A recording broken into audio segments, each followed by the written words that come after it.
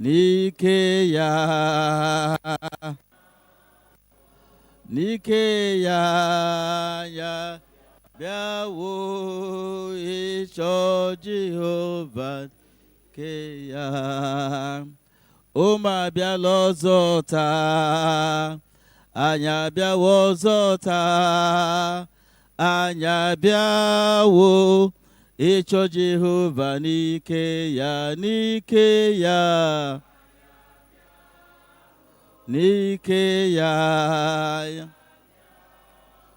n'ike ya ya bịawo ịchọ Jehova n'ike ya si n'eluigwe rịdata ụmụ ga-abịaruwo si n'eluigwe rịdata ndị kpọrọ oku abịaruwo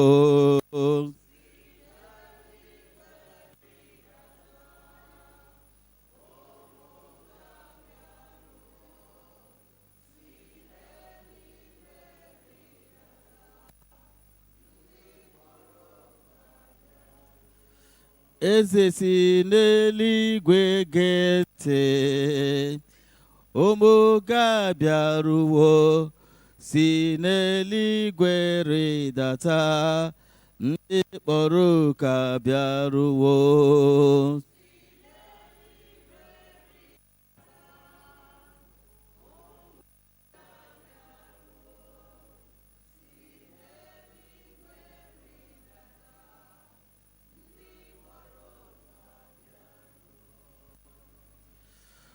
ụmụ Chineke anyị nwere n'etiti anyị nna anyị n'ime Chineke dị Venerable Vincent Ezike taa bụ ụbọchị anyị si ya bịa ka anyị si ya ime na n'ihi ozi o jere n'ebe a ọ nọ n'iru anyị n'oge awa nwunye ya nọ n'ime chọọchị anyị na-asị ya gịnị thank you sir, God bless you. Ka anyị kpere Chineke. Onye nwe anyị na Chineke anyị na-ekele gị gụnye mụrụ ụbọchị taa ka ọ bụrụ ụbọchị ụmụ gị ga na-abịa n'obi nsọ gị na-akpa isi ala nye gị ka ara bụ ihe anyị gaji ime n'ofe eru nke a anyị na-aranye ya n'aka gị na-asị ka naanị gị nwa bụ Chineke chi ya isi n'aha Jizọs. O nwere ọnọdụ na ọ bụ gị nwa bụ Chineke zubere ya n'ebe a n'ụbọchị taa anyị na-eji ọbara Jizọs na-emegide ya ka laa ya n'iyi ebighị ebi n'aha Jizọs. Lee ka ha rabụ ndị ga-eji wee jee ozi n'ofe eru nke a biko mejupụta anyị ike nke mmụọ nsọ gị mee ka ha bụrụ ngwa ọrụ n'aka gị ịbụ ngọzi nye nzukọ gị n'ụbọchị taa n'aha Jizọs Kraịst bụ onye nwe anyị amen.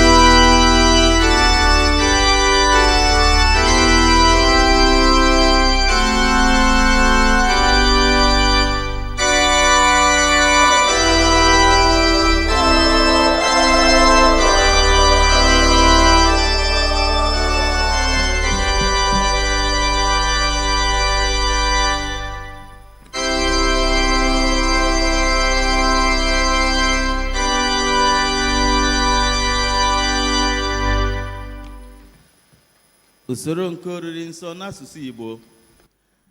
N'akwụkwọ na-eje eme oriri nsọ nke Church of Nigeria, Anglican Communion, page 1. M ga-agọzi Jehova na mgbe niile. Sonu mee ka Jehova dị ukwuu. Nke a bụ ụbọchị Jehova meworo. Collect maka ịdị ọcha nke obi mmadụ niile. Chineke nke pụrụ ime ihe niile, gị onye obi niile ga-eru oghe n'iru gị, onye maara ọchịchọ niile, onye a na-adịghị ezo ihe nzu ọbụla n'anya gị.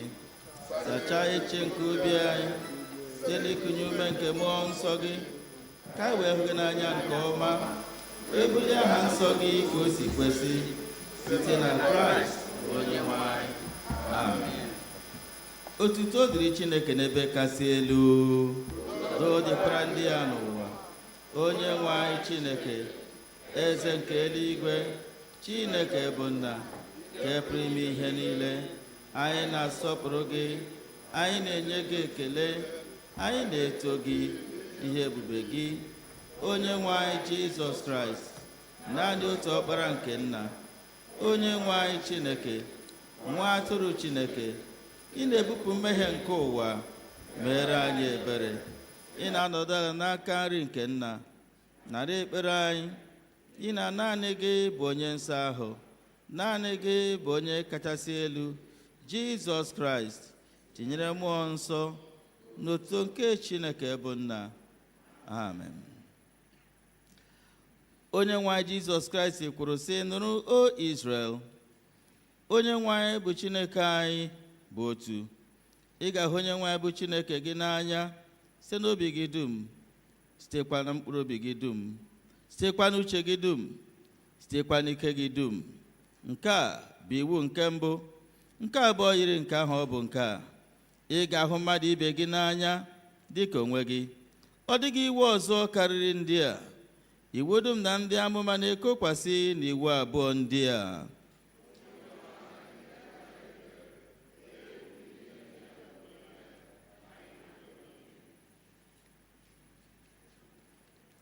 Chineke hụrụ n'anya rinne na o nyere naanị otu ọkpara ya bụ Jizọs Kraịst, ka ọ zọpụta anyị na mmehie anyị niile, ka ọ bụrụ na ekpechiri anyị ọnụ anyị n'eluigwe, ma wetakwa anyị na ndụ ebighị ebi.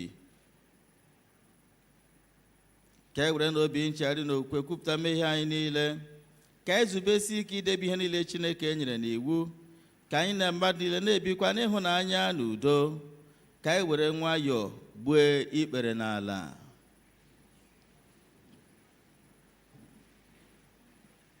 Mmadụ niile, Chineke nke pụrụ ime ihe niile, nna anyị nke eluigwe, anyị emehiewo megide gị na mmadụ ibe anyị, n'ime echiche na okwu na omume, site na nleda anya anyị na-adịghị ike na-arụ anyị, site na njọ anyị kpachapụrụ anya mee.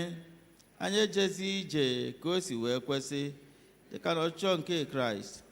Anyị kpọkụrụ aha nke Kraịst, ma anyị esighị n'ihe ọjọọ wezụga onwe anyị. Ọ na-ewute anyị n'ezie. Anyị ewere obi anyị niile chegharịa na mmehie niile anyị, n'ihi ọkpara gị Jizọs Kraịst, onye nwụrụ n'ihi anyị, gbaghara anyị ihe niile nke gara aga. Kwekwa ka anyị na-efe gị ofufe n'ime ndụ ọhụụ, ka otuto wee dịrị aha nsọ gị. Amen. Chineke nke pụrụ ime ihe niile, onye na-agbaghara mmehie nke niile, chegharịa n'ezie, ka o merụ na ebere n'aha Jizọs, ka ọ gbaghara unu ma zọpụtakwa unu n'aka mmehie unu niile, ka onye unu ike gbakwa unu ume n'ezi ihe niile, ka o weta unu na ndụ ebighị ebi, site na Jizọs Kraịst bụ onye nwe anyị.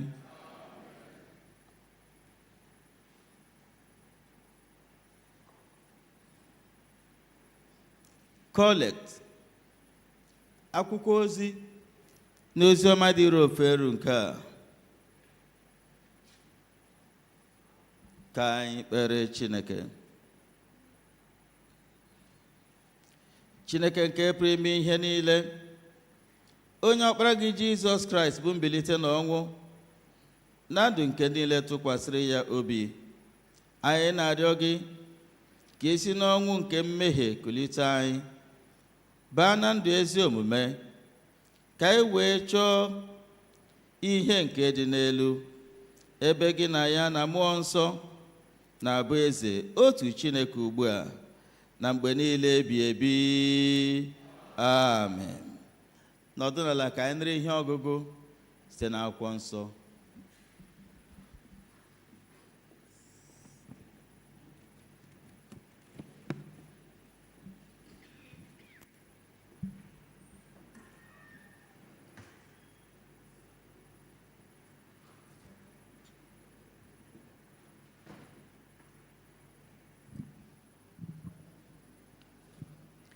The epistle,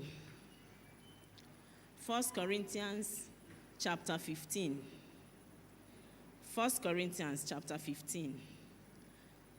And now, I want to remind you, my friends, of the good news which I preached to you, which you received, and on which your faith stands firm.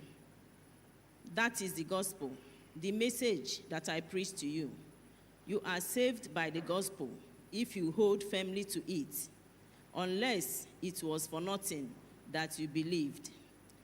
I pass on to you what I received, which is of the greatest importance, that Christ died for our sins, as written in the scriptures, that he was buried, and that he was raised to life 3 days later, as written in the scriptures, that he appeared to Peter and then to all 12 apostles.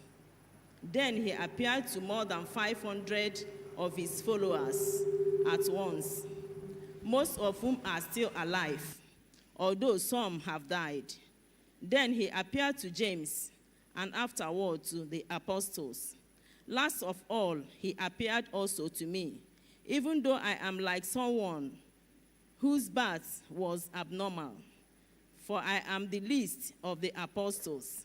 I do not even deserve to be called an apostle, because I persecuted God's church. But by God's grace, I am what I am. And the grace that he gave me was not without effect. On the contrary, I have worked harder than any of the other apostles, although it was not really on my doing, but God's grace working with me. So then, whether it came from me or from them, that is what we all preach, and this is what you believe. This is the word of the Lord. Thanks be to God. Abụ 73.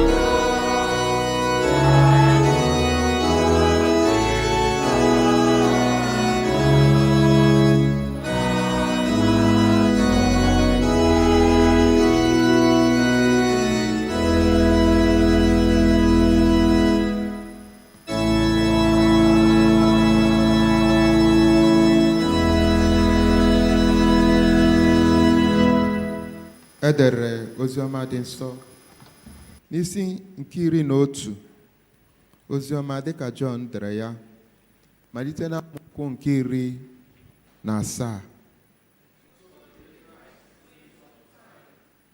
Ya mere mgbe Jizọs bịara ọ hụrụ na Lazarọs adịworị n'ili, ma Betani dị Jerusalem nso, ihe dịka fọlọng 15 n'ịdị anya.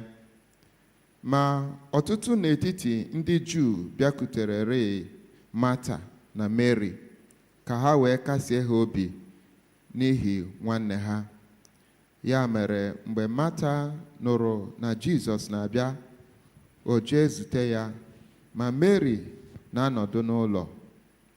Ya mere Mata sịrị Jizọs, Onyenwe anyị, ọ bụrụ na ị nọrị n'ebe a, nwanne nwoke agaghị anwụọrị. Ma ọbụna ugbu a amatara m na ka ihe ị ga-arịọ n'aka Chineke ra, Chineke ga-enye gị. Jizọs sị ya, nwanne gị nwoke ga-esi n'ọnwụ bilie. Mata sị ya, amatara m na ọ ga-esi n'ọnwụ bilie, na-abilite n'ọnwụ n'ụbọchị ikpeazụ. Jizọs sịrị ya, mụ onwe m bụ mbilite n'ọnwụ na ndụ. Onye kwere na m, ọbụna ma a sị na ọ nwụrụ anwụ, ọ ga-adị ndụ ọzọ. Ọzọ, onye ọbụla nke na-adị ndụ, nke na-ekwerekwa na mụ, ọ gaghị anwụ ma ọlị ruo mgbe ebighị ebi. Ị kwere nke a? Ọ sị ya, ee, Onyenwe anyị, mụ onwe m ekwerewo na gị onwe gị bụ Kraịst anyị, Ọkpara Chineke, onye na-abịa n'ụwa. Nke a bụ oziọma nke Kraịst.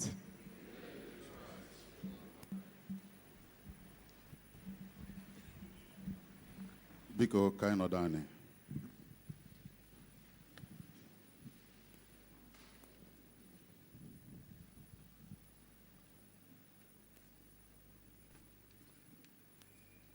Ndị ụka ụtụtụ ọma o.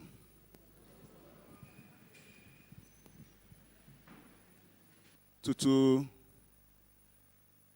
mbanye n'okwu Chukwu m ka m buru ụzọ kene mbụ ka m kene Chineke onye kachasị ihe niile, na ebere ya na ịfụnanya ya n'ebe anyị nọ, ime ka anyị nọdụkwa n'etiti unu n'ụtụtụ ụbọchị taa, wee na-afụkwa iru ụmụ Chukwu, ndị nna niile, ndị nne, ụmụ okorobịa, ụmụ agbọghọbịa. Ka unu bụ sọ mma, anyị na-asị ka Chineke ka ekene dịrị ya n'aha Jizọs. Otu aka afọ n'aha nwunye m na ụmụ m, anyị na-ekene mmadụ niile, na-ekene ọbụna Vicar nke chọọchị a bụ Venerable and Mrs. Emeka Nwaogu. Anyị na-ekene Chineke na ndụ ya. Anyị na-ekenekwa the Venerable and Mrs. Peter Ajayi, my very good friend, my ordination mate. God bless you, sir. Na-ekenekwa the Reverend Dr. and Mrs. Jude Onweringo. Chineke gọzie unu n'aha Jizọs. Ana m ekenekwa ndị wardens na ndị vergers. A na-asị ka Chineke gọzie unu niile n'ije ozi unu na chọọchị a. Na-ekene mmadụ niile, ma ndị Chineke jikwa akwarụ ngwa ọrụ na diocese. Ana m ekenefa the registrar, Sir, Lady, and Barrister Ochiaga.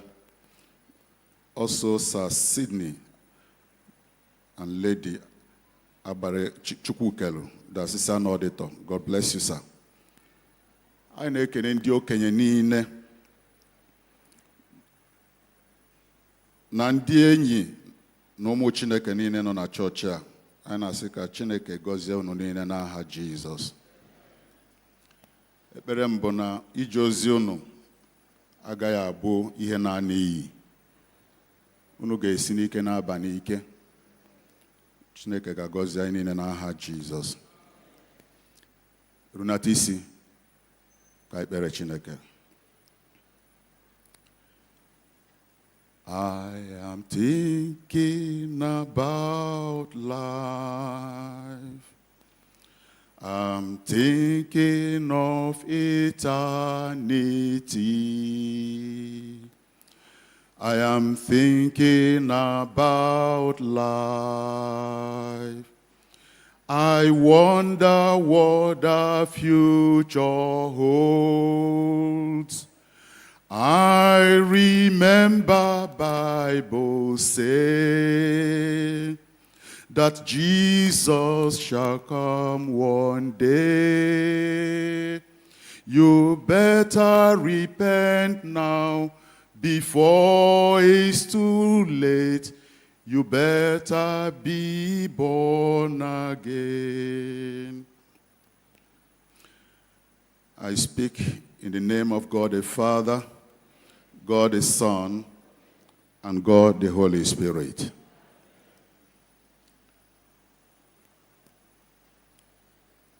I want to start by asking, have you ever hold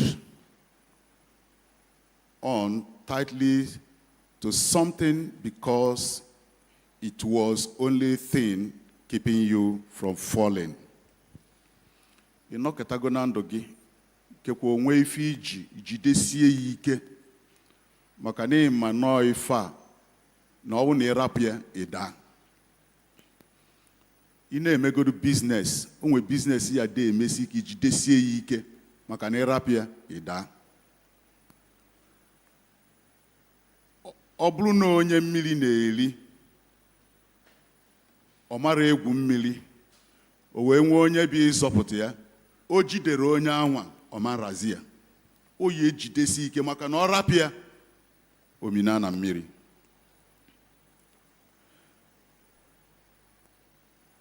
That is what we want to talk about this morning, the gospel. The gospel that is for us. It is not just a cool story. It's not just a cool story or a Sunday sermon or message. It is our anchor, our foundation, and our rescue line. I take my text from 1 Corinthians, where we read the epistle, chapter 15, verses 1 and 2, and it reads, "Now, brothers and sisters, I want to remind you of the gospel preached to you, which you received, on which you have taken your stand. By this gospel, you are saved, if you hold firmly to the word I preach to you. Otherwise, you have believed in vain." My topic this morning is the gospel that saves. Ozioma nke na-azọpụta, ka anyị kwuo na ya. Ka anyị kwukwa na ya ọzọ. Enwere oziọma dị iche iche na-ada azọpụta. Maka na ịpụta kwe mmadụ nkwa n'ihi enye 1 million naira. Oh, good news ka ọ mana ọ da azọpụta. Etu a ka esi nwe oziọma dị iche iche, the gospel that saves. I just came back from my village last week. While in the village, a news came. A lady, a very young lady of about 30-something, married to another town entirely. She came to visit her people. And when she came, she told the mother that she wants to pluck mango. And the mother said no. The mother insisted, and she too insisted that she will pluck the mango. She will climb and pluck the mango. The mother refused, but she insisted, and she climbed the mango. You know this mango, Igbo? Oyoya, mango da. When she finished, call it to Zie. Maybe Ojide akano si polonko. From there, Oda. And she died. It's a sad story, but that's not where I'm going. I want to bring out Nifo Jidelaka, what she held to, has long time separated from the real tree, no longer aligned with the tree, no longer function with the tree. Well, she didn't know, and that was how she held to it. Tight, but she was disappointed. The gospel cannot disappoint. When you hold firm to the gospel will never disappoint. Hallelujah. So this morning, we consider the scripture that reminds us of something vital, the foundation of our faith. In the world today, full of distractions and shifting of truth, Paul's message to the Corinthians believers is urgently needed today in our midst. That 1 Corinthians chapter 15 verses 1 and 2, Paul said, "Now, brothers and sisters, I want to remind you of the gospel preached to you, which you received and on which you have taken your stand. By this gospel you are saved, if you hold firmly to the word I preach to you. Otherwise, you have believed in vain." May we not believe in vain in the name of Jesus Christ.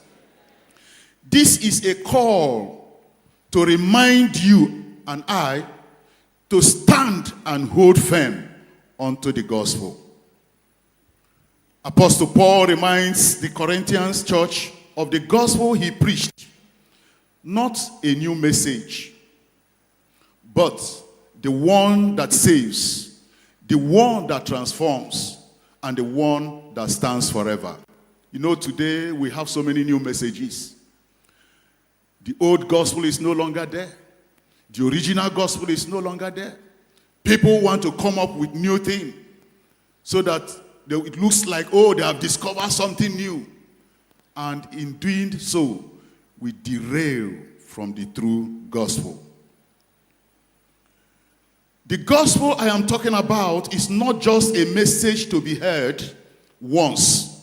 It is the truth to be held, the truth to be lived, and the truth to stood upon daily. That is the gospel we are talking about. This is the gospel that raised Christ and raises us. We saw in the gospel how Jesus raised Lazarus. That is the gospel. In verse 1 of that 1 Corinthians chapter 15, verse 1a, Paul said, "I want to remind you." Why would Paul need to remind them? Why would he remind the Corinthians, the church in Corinth? Why? And why do we need also to be reminded today? Because of so many distractions, we forget as life gets busy and as pressure of life piles up, we forget so many things. We forget God. We forget the scripture. We forget the Bible. We forget everything about God. So we need to be reminded. We can get distracted this day by so many things. Do we talk about phone? TikTok, Instagram. We post a lot of pictures, whether necessary or not necessary. Anything you see, you snap, you post. Taking your time instead of thinking about eternal life. That song said, I am thinking about life. I'm thinking of eternity. I'm thinking about life. I wonder what the future holds. I remember Bible say that Jesus shall come one day. You better repent now before it's too late. You better be born again. You better give your life to Jesus. Let us stop wasting time in things that does not matter. So we are so distracted, either by TikTok, by Instagram, the rest, and so many of them. We get distracted by school activities. We get distracted by business activities, by the work we do, even church activities, and slowly drifted from the gospel. People are distracted from church activities. You see some people, revival, they are there to organize it. They are there to attend. Crusade, they are there to organize it. They are there to attend. Retreat, camp, mountain, prayer meeting, everything they are there. They are there not because they want to know this God. Many of them are there because so that people will say, oh, on a bakwa number. On our wife, no more for that. Hey, no, na bambo. You want people's praise and throw away the praise of God. That will not pay you. Be wise, because there is gospel that saves. That's the gospel you must look after. You must hold on firmly, because time is not on our side. We deceived many more things. That's why you see people changing their message, because we are being deceived. Whether you're a pastor, as I am, whether a prophet, evangelist, let us be careful. The gospel is not just for unbelievers. That's the lost, the sinners. It is for us, for me and you, every day.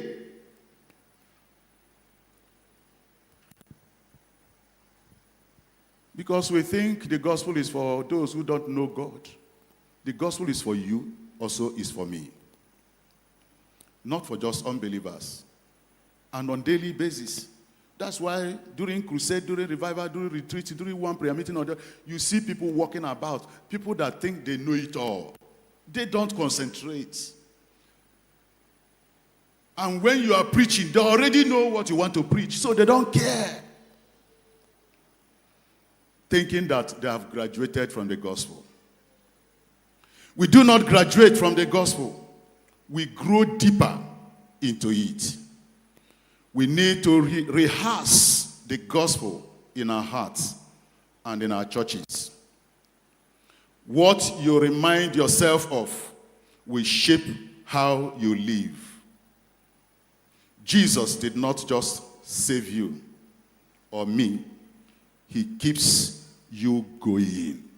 He saved you and keep you going. So he's always there for you.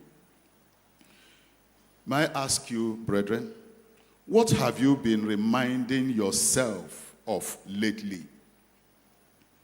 God's truth or your own struggles? When was the last time you reminded yourself of what Jesus did for you? When did you remind yourself? The church will always do that. During communion service, as we will also do today again, the priest will say during consecration of the holy elements, he said, take, eat. This is my body which is given for you. Do this in remembrance of me. Do you know what that means? Do this in remembrance of me. Reminding yourself what Jesus went through for you. So that you will always appreciate and follow him. In the same way, he took the cup and gave thanks. He gave it to them, saying, "Drink this, all of you. This is my blood of the new covenant, which is shed for you and for many for the forgiveness of sins. Do this as often as you drink it in remembrance of me." Who are those who do this? They are believers, you and me, that believe in God. Say, do this, eat, drink this in remembrance of me. Do you remember Jesus? Do you remember your God? Or are you being distracted and be carried away by the things of this life? In that chapter 15 of 1 Corinthians, verse 1b, Paul said, "The gospel which you received and which you have taken your stand is an authentic gospel, not from human origin, but directly from and of Jesus Christ himself." In Galatians chapter 1, 11 and 12, Paul said, "Dear brothers and sisters, I want you to understand that the gospel message I preach is not based on mere human reasoning. I received my message from no human source, and no one taught me. Instead, I received it by direct revelation from Jesus Christ." In that chapter 15 of 1 Corinthians again, the phrase there, "taking your stand," in original Greek suggests a continuous standing. Taking your stand means a continuous standing, an ongoing decision to plant one's life on the truth of Jesus' death and resurrection. Taking your stand. This gospel received and stood upon is our foundation. Shout hallelujah. The church in Corinth did not just receive the gospel. No, they didn't just receive it. They accepted it. They believed it. And they embraced it with their life. They also stood on the gospel. It became their base. That is their foundation. That is their life and their faith. Thinking of a firm foundation under a house, you have a very solid foundation, and you build a house on it. Think about it. When storm hits, that house stands because of what it is built on. Matthew chapter 7, 24 to 25, to 27, Jesus told us, building on a sandy and building on a rocky ground, that the wind will blow, the flood will come, the building will stand.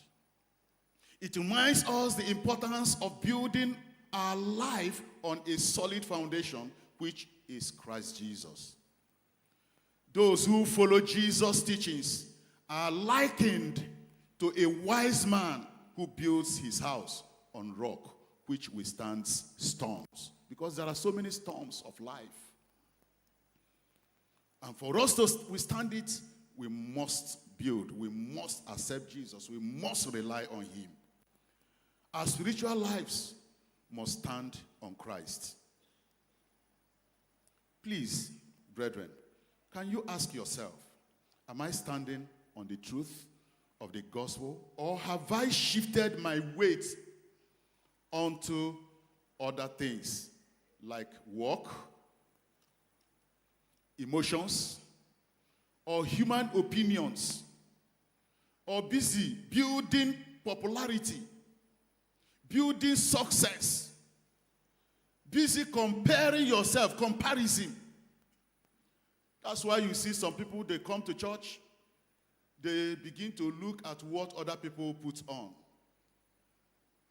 And when they come, because before they will come, they will begin to think, what will I put on so that I will be the side of attraction? People will be looking at me. How will I paint myself? What type of hair will I put? What type of shoe will I wear? The clothes. How do I dress? Comparing. Not thinking about heaven, not thinking about eternity. In verse 2, Paul said, by this gospel you are saved, if you hold firmly to the word I preach to you. Otherwise, you have believed in vain. Saving faith is not a one-time prayer. It is a lifelong relationship with God. To hold firmly means to cling tightly, not casual or occasionally when you want, or loosely. You hold tightly, especially when life is hard. When you are in a very tight corner, when life is hard, please hold tight to Jesus. Hold tight to the gospel because it will save you. In Paul's warning, he said, otherwise, if you don't hold firm, if you don't hold tight, your belief is in vain. So your labor, you organize crusade, you sponsor crusade, you do this, you do that, the Bible said it's in vain.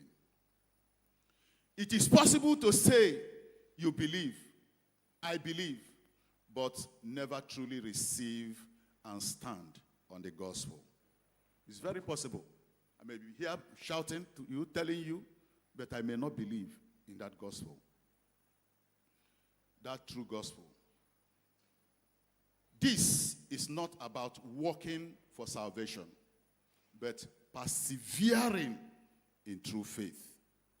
Paul is challenging a superficial belief. All these are fake belief. That's what Paul is challenging to us this morning. Belief that is not rooted in the risen Christ is empty and vain. It's very empty and vain.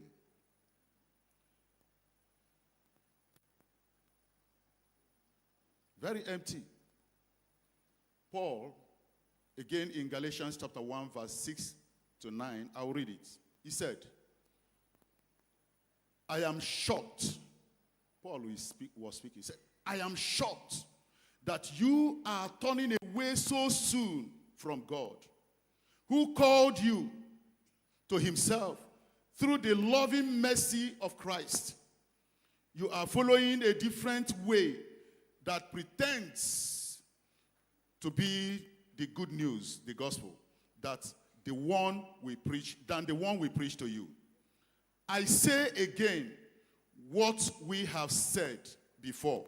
If anyone preaches any other gospel than the one you welcomed, let that person be cursed. Verse 8. Let God's curse fall on anyone, including us, or even an angel from heaven, who preaches a different kind of good news or gospel than the one we preach to you. Verse 9, he said again, I say again what we have said before. If anyone preaches any other good news, any other gospel than the one you welcomed, let that person be cursed. Brethren, let us be careful of this evil and wicked gospel flying around everywhere in this generation. Hold to the original gospel. Hold to it. Because you are looking up to heaven to be with Christ forever. If you don't hold to it, and you think you will be in heaven, you will miss it. I will miss it. I pray that God will deliver us in the name of Jesus Christ. You see, this wicked gospel, this evil gospel, especially in Nigeria and in Africa, the gospel of making people feel good, without making them good. That is the gospel going around. They will speak and they will make you feel good, but without truly making you good. I will tell you, oh, now that you are here, the Lord is speaking. If you sow your seed, if you sow very well, God will bless you. And they will say all kinds of things and ask you to empty your pocket because so person gave, so person gave, and God remembered him forever. And you will come and empty your pocket. And you, as you're going, you will now trek and go back home. And when you trek, go back home, you are waiting for the blessing to come. The blessing did not come. So, but when they were saying it, oh, you feel good, you feel, and you go and surrender everything. But after the church will not now take, the pastor will not now take and give to you and say, go and feel good.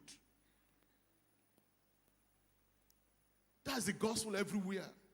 Making people feel good, but not actually making them good. It's a deception and it's wickedness. And many fake, false gospel are flying around today. You will hear the one that is going on now about tithe. After some pastors have collected tithe, and when some pastors are now attacking tithe, and they now come up again and start telling us that what Adam and Eve ate in the Garden of Eden was not fruit. That is tithe they ate. So they want to bring fear in people. So that they will not tell you that if you eat your tithe, God will drive you away from the garden. You will not enter heaven. That is not fruit that Adam and Eve ate. That it was the tithe. You see how you must have had it. Please be careful, children of God. The type of gospel we move about with. Let us be real and face the fact. Real faith does not give up or run about the way we run about today. When life gets tough, rather, the real faith digs deeper into Jesus. Don't be running about when life gets tough, when things are hard, when things are difficult. Go deeper in the Word of God and in Christ Jesus. And that is why in this generation, nobody wants to sing this song. I say, Miri maram, ebem ne so Jesu. Miri maram, ebem ne so Jesu. Miri maram, no maram, mano wuterom. Ebem ne so Jesu, Jesu cherumo. I say, anwucharam, ebem ne so Jesu. Anwụcharam ebe m na-eso Jesu. Anwụcharam mana ọ chara m mana o wutere m. Ebe m na-eso Jesu, Jesu chere m agha. Sa emesi ọfọ anko, ọmfak. Ndị okenye n'ebe a, sa ebofa. Yes. Ndị okenye, I don't know this generation. Because this generation achọrọ ka mmiri mụ afa.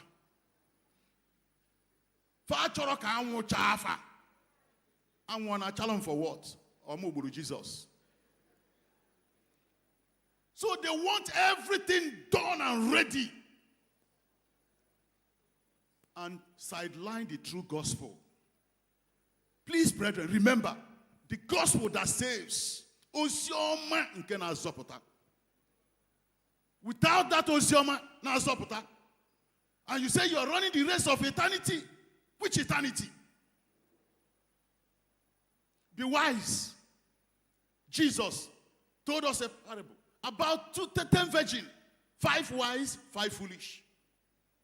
And the wise one, they took their lamp and extra oil because the race, they know they are running the race. And the other 5 foolish, anyhow. They are in the church. The wise are in the church. The foolish are in the church. But don't be the foolish in the name of Jesus Christ. People of God, let us not assume faith is real just because it once was professed. Let us test it by whether we are still holding on to the gospel today. Are you holding on onto Jesus, or just going through the emotions? When you read further in that 1 Corinthians chapter 15, Paul in verse 3 and 4 gives us a summary of the gospel. That the gospel that Christ died for our sins. He was buried. He was raised on the 3rd day, defeating sin and death forever. This is the gospel that saves, not self-help, not religion, not good vibes. You know, good vibes. These days, oh, that pastor, oh, he can speak English. He can manipulate it. Oh, he have ideas. Oh, look at his shoe, look at his suit, look at the way, look at the gown that woman was putting on. Look at the type of hat. Look at this, look at that. Is that the vibes? Is that the gospel? The death and resurrection of Jesus is the only gospel that gives life. The gospel is not a myth or a motivational quote. The gospel is history. The gospel is power. The gospel is personal. It took Jesus' suffering and pain, death and burial, the resurrection and ascension before we are privileged to be called into his marvelous light.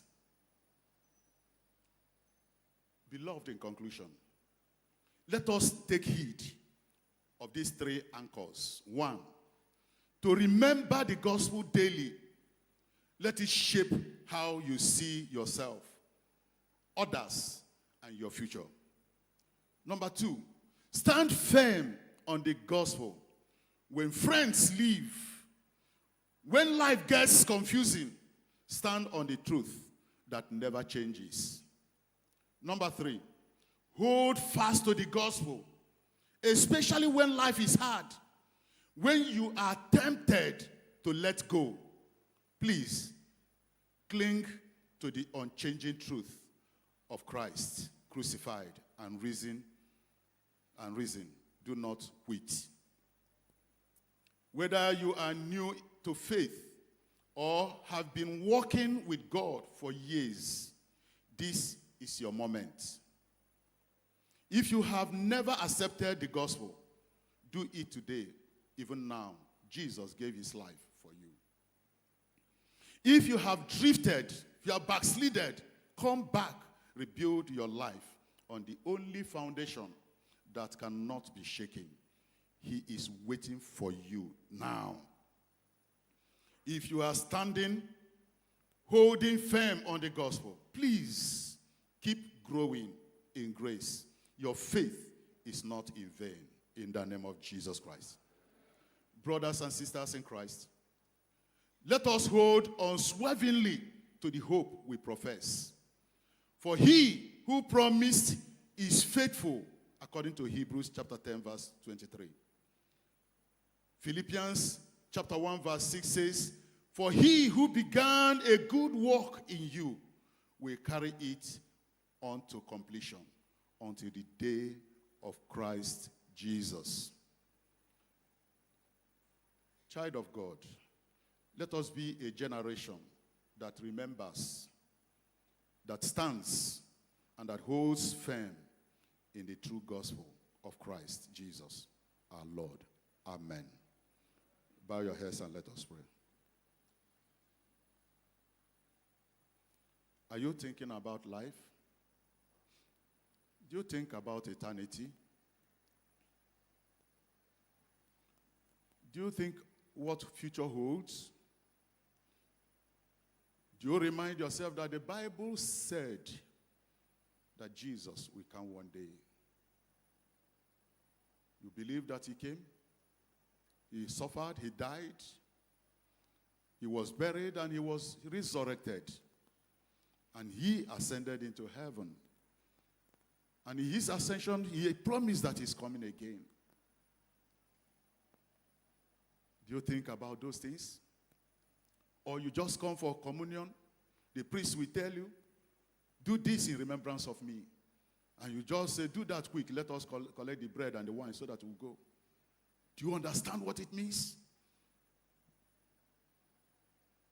Think about your life, brother, sister, father, mother. Think about your life. Jesus will come one day. And when he comes, may he meet you and I where he ought to meet us. Don't throw away the gospel. Don't reject the gospel. Don't be distracted that you don't know God anymore. Don't think that you are highly placed in the church. Therefore, you have arrived. Oh, me as a venerable, I don't care again, I have arrived. For where the kingdom of God is not for me. Humble yourself and search the scriptures. Know the word, because there lies life eternal. Heavenly Father, let your word go deep into our heart, O Lord. Give us better understanding, for we know one day you will come again. And when you come, Lord, may we be found worthy. Let your word that has gone out, O Lord, bear fruit in the hearts of your people. In the name of God the Father, God the Son, and God the Holy Spirit.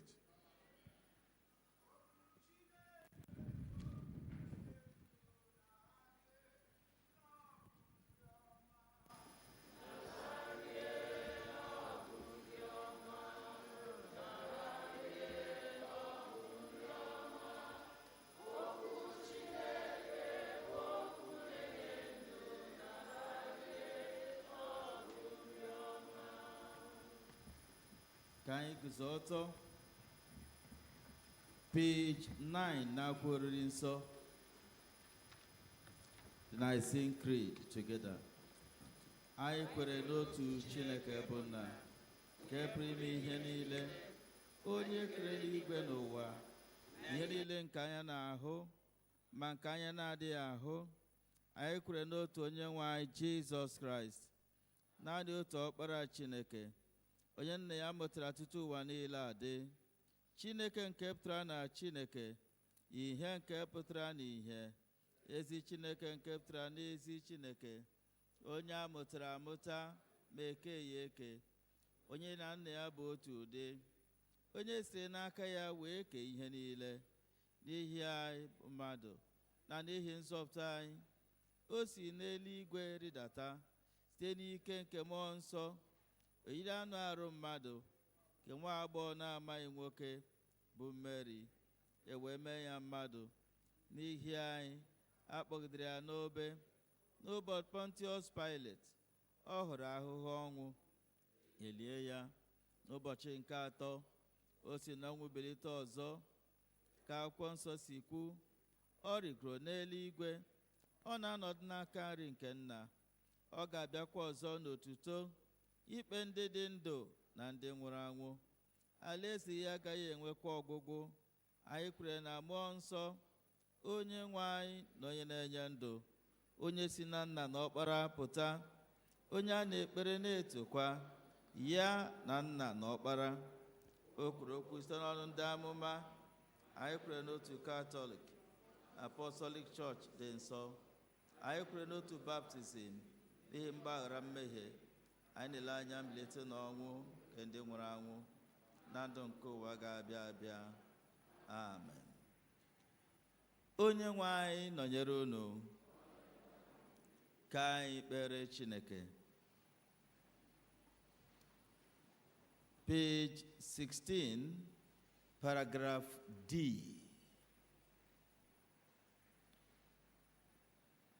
Maka udo nke sitere n'elu na nzọpụta nke mkpụrụ obi anyị, ka anyị kpere onye nwe anyị. maka udo nke ụwa niile, maka ọdịmma nke chọọchị nsọ nke Chineke, na maka ịdị n'otu nke ihe niile. Ka anyị kpere Onyenwe anyị. Maka ndị bishọp anyị niile na ndị ọzọ ndị niile, tụmadị primate anyị bụ Henry, dean anyị bụ Blessing, archbishop anyị bụ Michael, na bishọp anyị bụ Johnson, ka ha nwee ike ijezu ozi ha site n'inwe obiọma na akọ na uche dị ọcha. Ka anyị kpere Onyenwe anyị. Maka ndị niile na-achị ala anyị na ndị e nyere ike ọchịchị, ka anyị kpere Onyenwe anyị. Maka ndị ogbenye, ndị agụụ na-agụ, na ndị na-enweghị nne na nna, na ụmụ nwanyị di ha nwụrụ,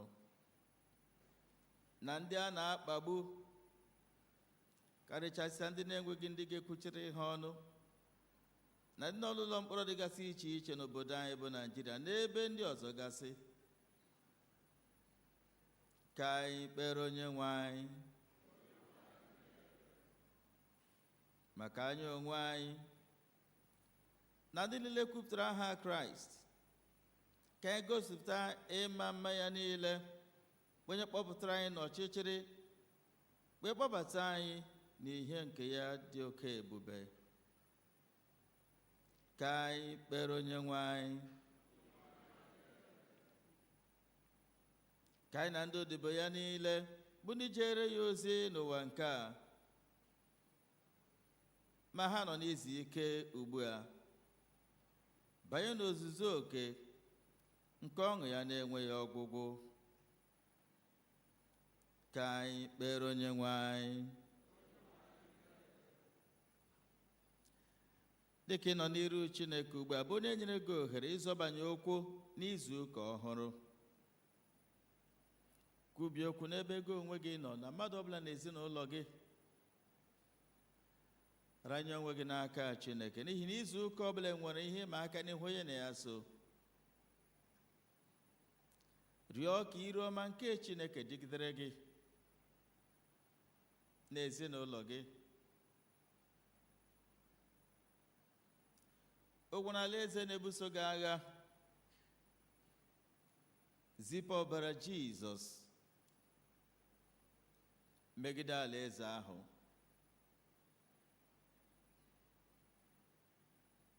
Ebe ị na-alụ ọlụ, ebe ị na-azụ ahịa, ebe ị na-agakwụ, ebe ị na-achọ ọdịmma, rịọ amara Chineke,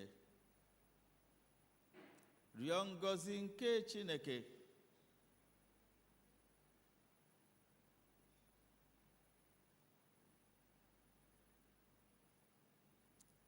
Ị nwere mkpa, bute mkpa ahụ n'iru Chineke ugbu a.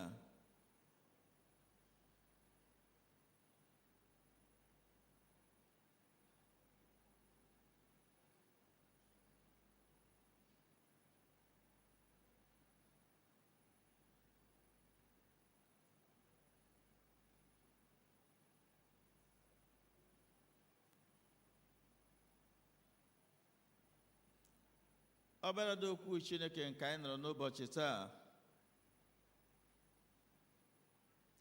rịọ ka okwu eweta anyị n'ezi nchegharị na-abụghị na amamikpe.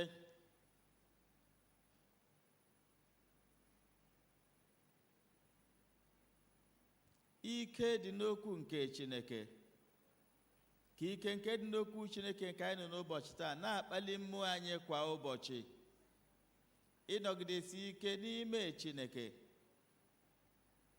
karịchasịa oge anyị nọ n'ime ya. Enwere ọtụtụ ifufe nke na-amagharị onye ọbụla okwu ya na-esighị ike n'ebe Chineke nọ, ọ na-adapụ.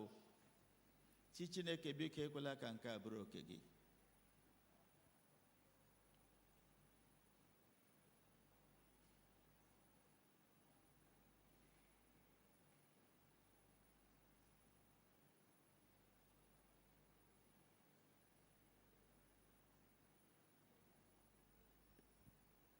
oge ọbụla anyị sirikọrọ n'iru Chineke anyị na-anata ngọzi.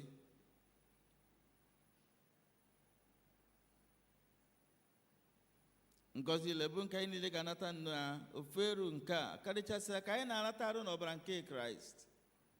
Chi Chineke mee ka ọ dịgidere anyị niile ebi ebi.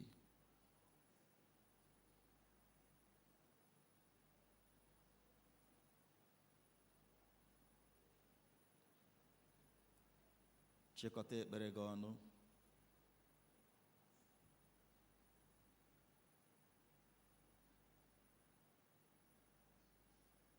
Onye nwe anyị n'ebere gị, mmadụ niile, Chineke nke pụrụ ime ihe niile, isi iyi nke amamihe niile, onye maara mkpa anyị tutu anyị arịọ, na amaghị ihe anyị na-eri arịrịọ, anyị na-arịọ gị ka ị mere adịghị ike anyị ebere, ihe niile anyị na-enweghị iru ịrịọ, ihe ekwesị anyị ka anyị na-apụghị ekwe ịrịọ, ihe ikpe isi anyị, ka ị wedatakwa onwe gị nye anyị ikwesị ekwesị nke ọkpara gị Jizọs Kraịst bụ onye nwe anyị. Amen. Biko ka anyị guzoro ọtọ.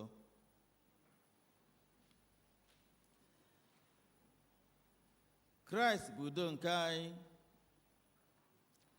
O mewo ka anyị na Chineke dị n'udo n'otu arụ ahụ site n'obe ya. Anyị na-ezukọ n'aha ya na-eketa oke n'udo ya. Udo nke onye nwe anyị dịrị unu mgbe niile. Ka anyị kelerịta ibe anyị ekele udo. My hands are filled with the blessings of the Lord. My hands are filled with the blessings of the Lord. Anyone I touch surely must be blessed. My hands are filled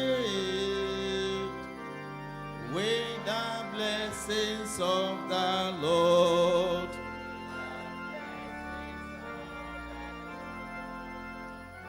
Abụ maka ịnakọta onyinye oriri nsọ maọbụ ọfatịrị. Abụ 192 and Abụ 197.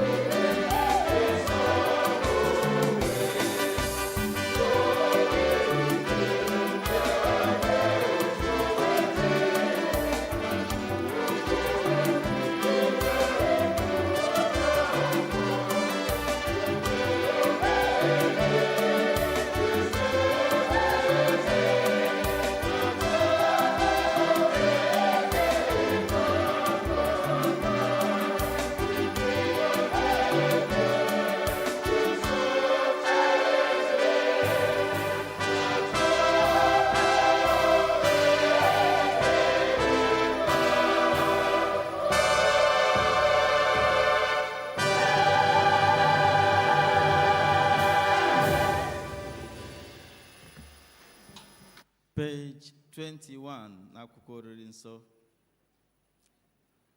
Onye a gọziri agọzi ka ị bụ, onye nwe anyị Chineke nke ihe niile kere eke. Site n'obiọma gị ka anyị nwere achịcha nke a inye, nke ala mepụtara aka mmadụ mekwa ya. Ọ ga-abụrụ anyị achịcha nke ndụ.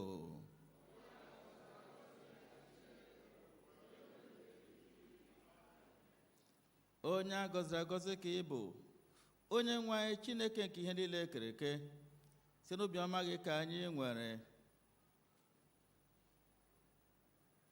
mmanya ndị a inye. Mkpụrụ nke osisi vaịn nakwa ọlụ aka mmadụ, ọ ga-abụrụ anyị ihe ọṅụṅụ nke mmụọ.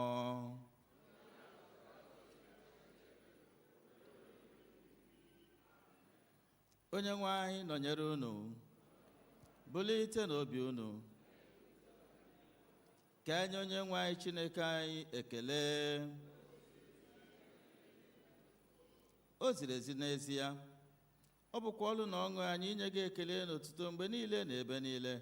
Nna dị nsọ, eze nke eluigwe, Chineke nke pụrụ ime ihe niile, onye dị ndụ ebi ebi, site na Jizọs Kraịst naanị otu ọkpara gị bụ onye nwe anyị, ihe na ọ bụ okwu gị ahụ nke na-enye ndụ, ise n'aka ya wee ka ihe niile site na mbụ, mekwa anyị n'oyiyi nke gị, isi n'aka ya mee ka anyị pụọ n'oru nke mmehie, ebe i mere ka a mụọ ya n'ụdị mmadụ, mekwa ka ọ nwụọ n'elu obe, i mere ka o si n'ọnwụ bilie wee welie ya elu, ka ọ nọdụ n'aka nri gị n'ebe kachasị elu, i siri n'aka ya zikwasị n'isi anyị mmụọ gị nke dị nsọ ma na-enyekwa ndụ, wee mee ka anyị bụrụ gị ndị na ihe onwunwe.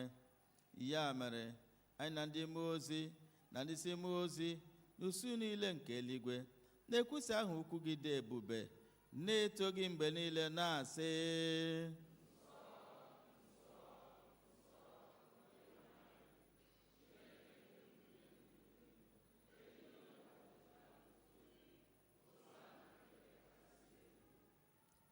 onye a gọziri agọzi ka onye ahụ bụ nke na-abịa n'aha onye nwe anyị. Biko gbue na ikpere n'ala.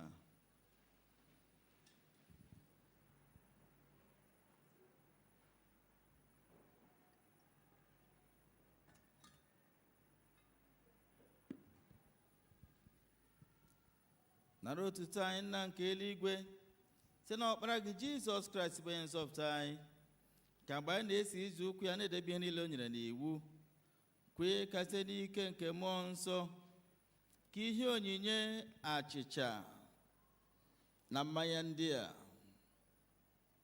bụrụ anyị arụ n'ọbara ya n'ezie, onye na-ara achịcha n'otu abalị ahụ ararị anyị n'aka ndị iro ya, wee nye gị ekele, ọnyawa ya, wee nye ndị na-eso ozi ya sị: naranụ, rikwanụ, na nke a bụ arụ m ka a na-enye n'ihi unu. Na-emenụ nke a ka unu wee na-echeta m. Mgbe ha risiri nri anyasị, Jizọs narakwa iko otu aka ahụ, wee nye gị ekele. Onye ndị na-ezu si asị unu niile ṅụọ n'ime iko nke a, iri nke a bụ ọbara m nke ọgba ndụ ọhụụ, nke a na-awụsi n'ihi unu na n'ihi ọtụtụ mmadụ, ihe mgbaghara mmehie. Na-emenụ nke a mgbe ọbụla unu ga-aṅụ ya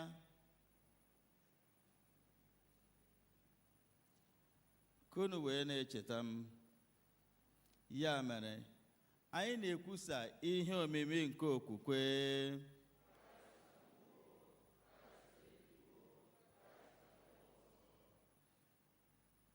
Ya mere, nna nke eluigwe, anyị na-echeta ji o jiri onwe ya wee chụọ anya n'otu mgbe n'elu obe, na-ekwusakwa mbilite n'ọnwụ ya dị ike na nrigo n'eluigwe ya dị ebube, ebe anyị na-ele anya na ọ ga-abịa ọzọ n'ebube.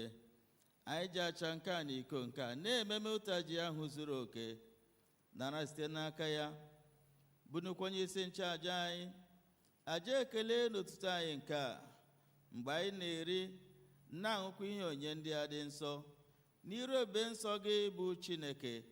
Menwe anyị ọhụụ site n'ike nke mmụọ gị, kụnye n'ime anyị mmụọ ịhụnanya gị, jikọtakwa anyị niile n'ime arụ nke ọkpara gị Jizọs Kraịst bụ onye nwe anyị, site na ya na nnọnyere ya na n'ime ya na site n'ike nke mmụọ nsọ, anyị na ndị niile na-eguzo n'iru gị n'ụwa na eluigwe na-akpọ isi ala nye gị, nna nke pụrụ ime ihe niile, na-abụ nke otuto ebighị ebi.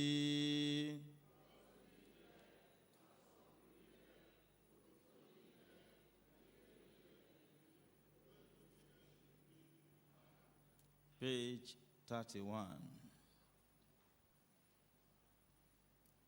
Nwa atụrụ Chineke, ị na-ebupụ mmehie nke ụwa.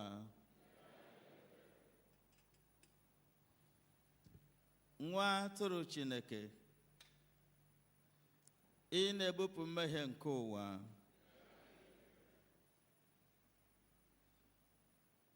Nwa atụrụ Chineke, ị na-ebupụ mmehie nke ụwa. Ekpere nke obi dị umeala mmadụ niile. Anyị azọbanyeghị okwu ịbịa na nke gị, onye nwe anyị, onye ebere, dị ka anyị tụkwasịrị obi n'ezi omume nke onwe anyị, kama anyị tụkwasịrị obi n'ọtụtụ ebere ukwu gị. Anyị ekwesịghị ịtụtụkọ iri nri n'okpuru tebụl gị, ma gị bụ otu onye nwe anyị ahụ, onye nwe ime ebere mgbe niile. Ya mere, kwee onye nwe anyị, onye amara, ka isi otu a rie arụ nke Jizọs Kraịst bụ ọkpara gị hụrụ n'anya, ka esikwa otu a ṅụọ ọbara ya, ka anyị wee biri n'ime ya, ka ya onwe ya wee bikwa n'ime anyị mgbe niile. Amen. Were n'okwukwe bịa ruo nso, nara arụ nke onye nwe Jizọs Kraịst nke o nyere n'ihi unu, na ọbara ya nke ọ wụsị n'ihi unu.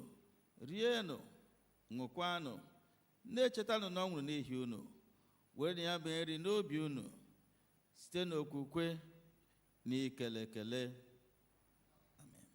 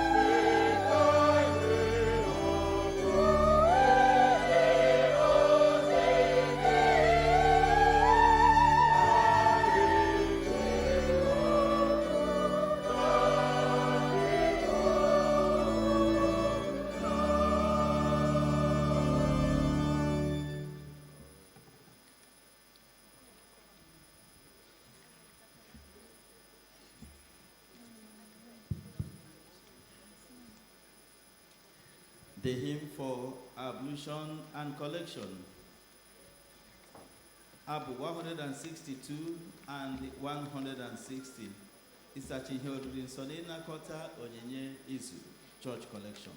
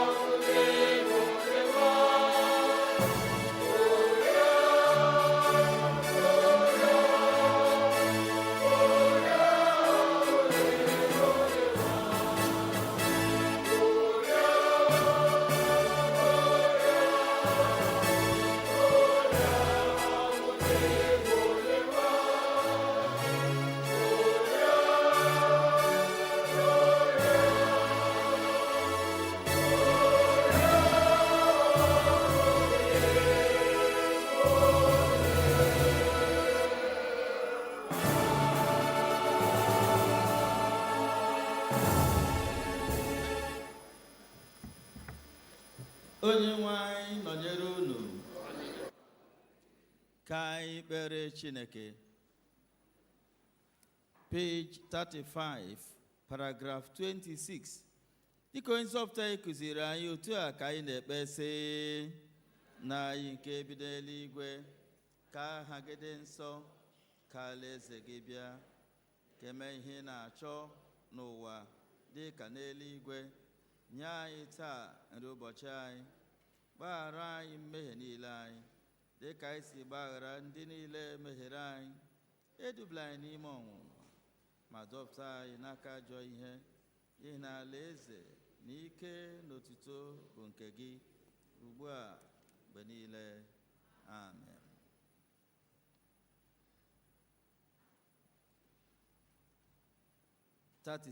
Together. Chineke nke pụrụ ime ihe niile, anyị na-ekele gị ihe na iwere wa arụ n'ọbara ka ọkpara gị Jizọs Kraịst wee zụọ anyị.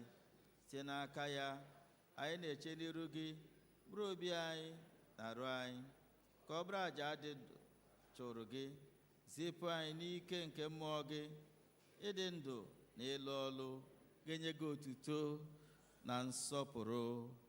Amen. Kelenu Jehova n'ihi na ọ dị mma. Kelenu Jehova n'ihi na ọ dị mma.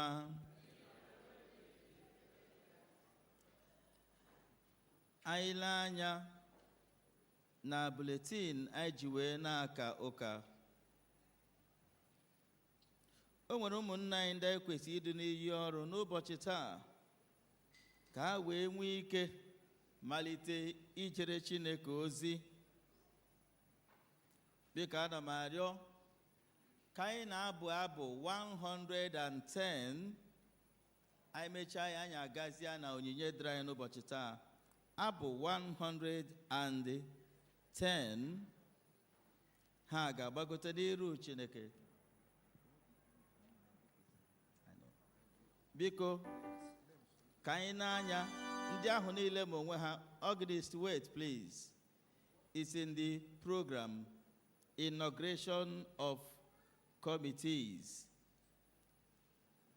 We pasted names on the notice board announcing in the church for members to go and look at it.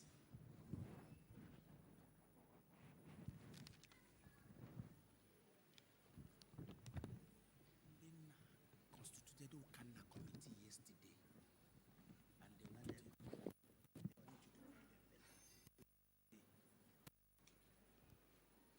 I-9 and notice number 18, inauguration of committees. Those in the Security Committee, Welfare Committee, Works and Maintenance, School Board and Scholarship Board. Biko kaina abu abu kodu ncha gbagota ugbu a na altar maka ekpere. Those to join also are the Inverter Committee. The Inverter Committee. Their names are also in the bulletin, boldly written. They know themselves. Please come to the altar now.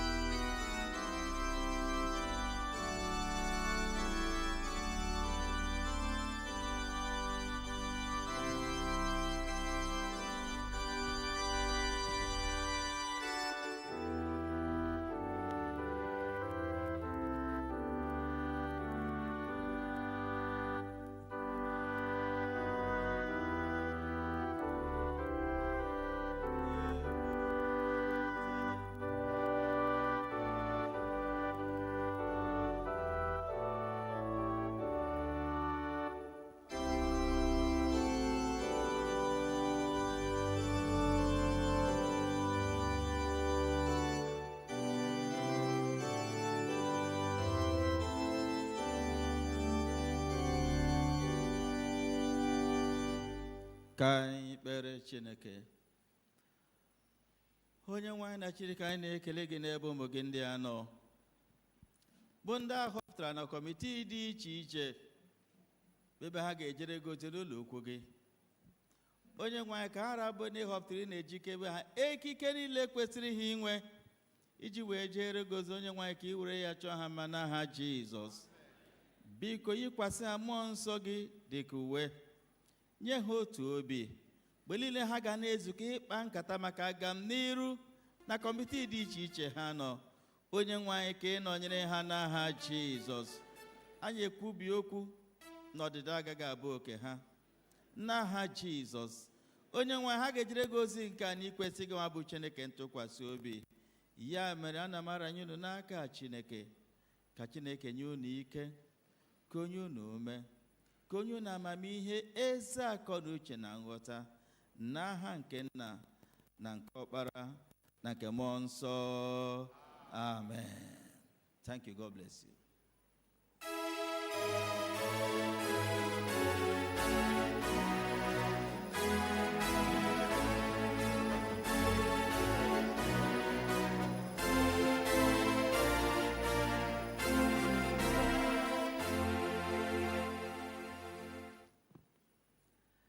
Ndị ọzọ ga-abịa ugbu a, anyị na-abụ verses 3 and 4, abụ 110.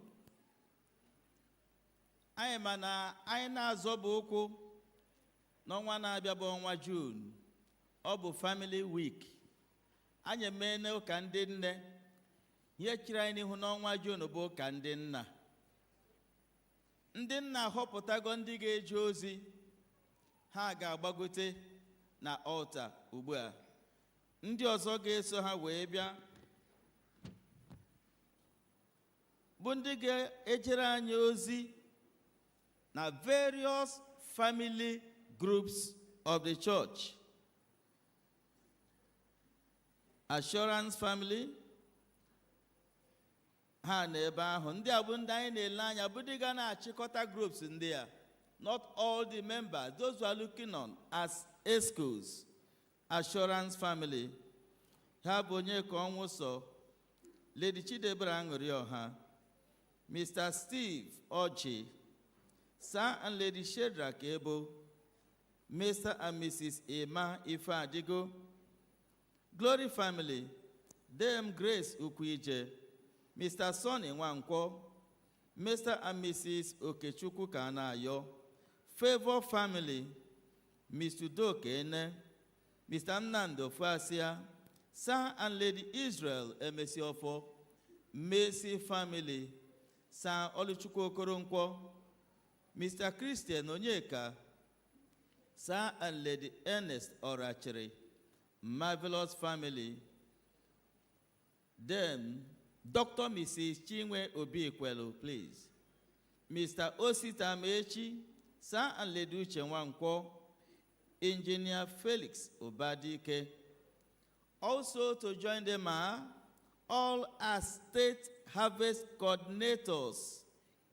We have Abia, Mr. Ugochukwu Hibe, Sonny Nwankwo, Maazị Ngozi ihe a na-achọ, Blessing Ogbekiri, Anambra Sajachike Nwankwo, Osita Mechi, Chizoba Ebo, Dr. Mrs. Chinwe Obikwelu, Delta, Mr. Mike Izueke, Mr. Nnamdi Ofuasia, Mr. Patrick Okafor, Mrs. George Oshai, Ebonyi, Steve Oji, Mr. Peter Okechukwu, Enugu, Mr.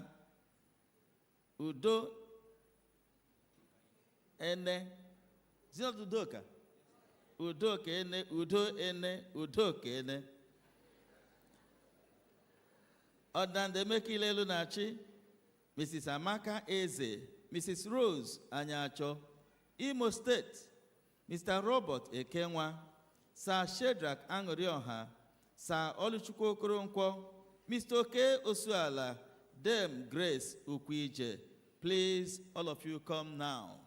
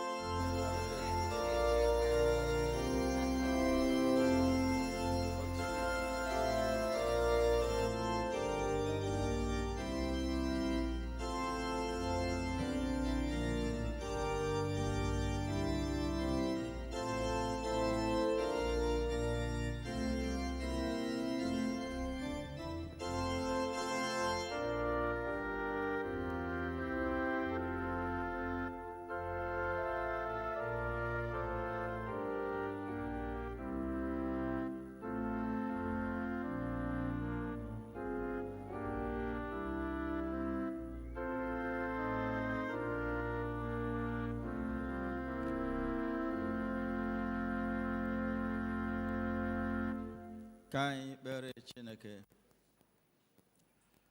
Onye nwe anyị na Chineke ị hụrụ ije ozi n'anya, anyị na-ekele gị n'ebe ụmụ gị ndị a nọ, bụ ndị a họpụtara n'ogogo dị iche iche ijere gị ozi. Biko nọnyere ha n'ije ozi ha, gbaa ha ume, ekwela ka ha ga-eji wee jee ozi ka gị, ka ha na-abịa n'obi nsọ gị maọbụ ebe ndị ọzọ pụrụ iche ịnọkọ wee kpaa nkata agamniru harvest, ụka ndị nna, na state harvest, na group harvest. Onye nwe anyị, ka ime ka ha mụọ ọfụma n'aha Jizọs. Ihe ọbụla ga-eweta ikpe oke, anyị na-eji ọbara Jizọs na-emegide ya, ka a kagbuo ya ebi ebi n'aha Jizọs. Ka amara ije Chineke bụrụ oke unu, ka udo nke Chineke dịgidere unu, ka ha rabụ ngọzi unu kwesịrị inwe n'ije ozi nke a. Ka Chineke were ya chọọ unu mma, chọọ ụmụ unu mma, chọọ alaka unu niile mma, n'aha Jizọs Kraịst bụ onye nwe anyị. Amen.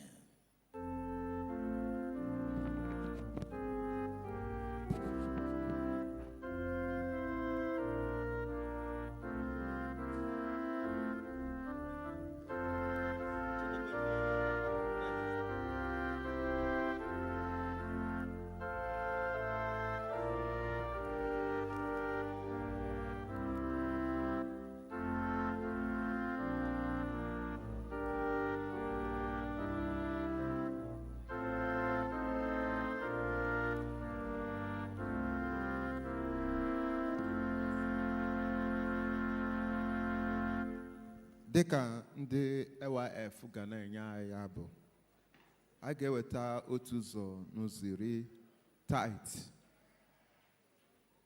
Your tithe belongs to God. Gbagote n'otu ugbu a otu ụzọ n'ụzọ iri.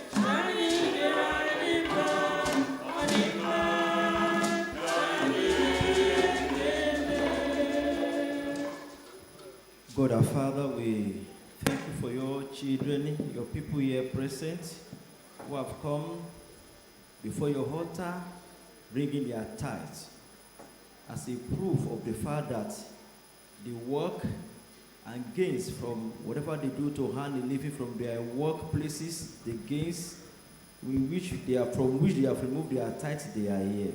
And for those who have been giving gifts, and from such they have also brought their tithes. Your word says in 2 Thessalonians chapter 3, verse 10, that he that does not work should not eat. These ones haven't worked. Father, We rebuke every power that says they will not hit.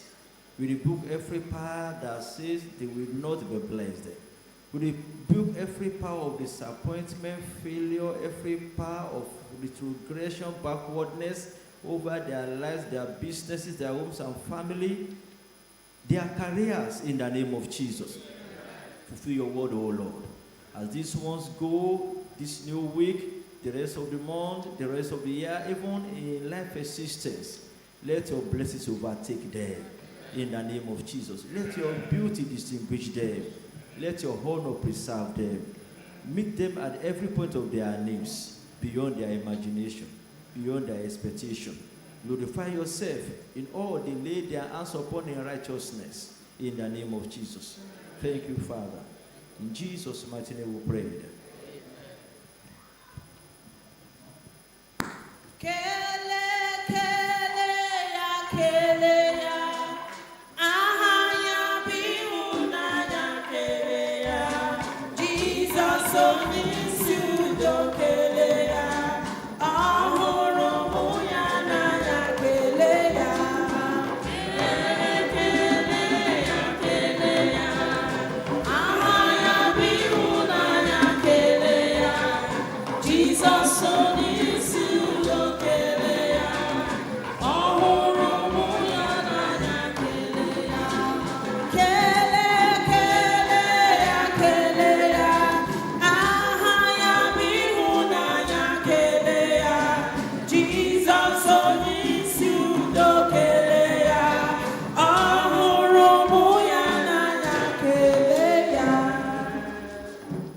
We thank you for that, Oweh, we appreciate. We have 6 drop boxes for our collections today. I've received feedback that you are complaining that our boxes are too much. Yes. And you are correct. You are very, very correct. That our collections are too much. We receive that feedback from you. Sometimes we can't control it. Some of them are unavoidable. But actually, do the ones you can and leave the rest for God. Don't complain. Don't discourage any other person. If you look at our collections today, you will find out that some things are done occasionally, not planned. Sometimes from the diocese, sometimes from the parish, and some of these things, like you understand. So please bear with us. When things stabilize, we will reduce it to the normal ones. Please bear with us. That is what it is. Today, the Rising Star will be having their anniversary. Rising Stars. Rising. Rising. Rising. Don't worry.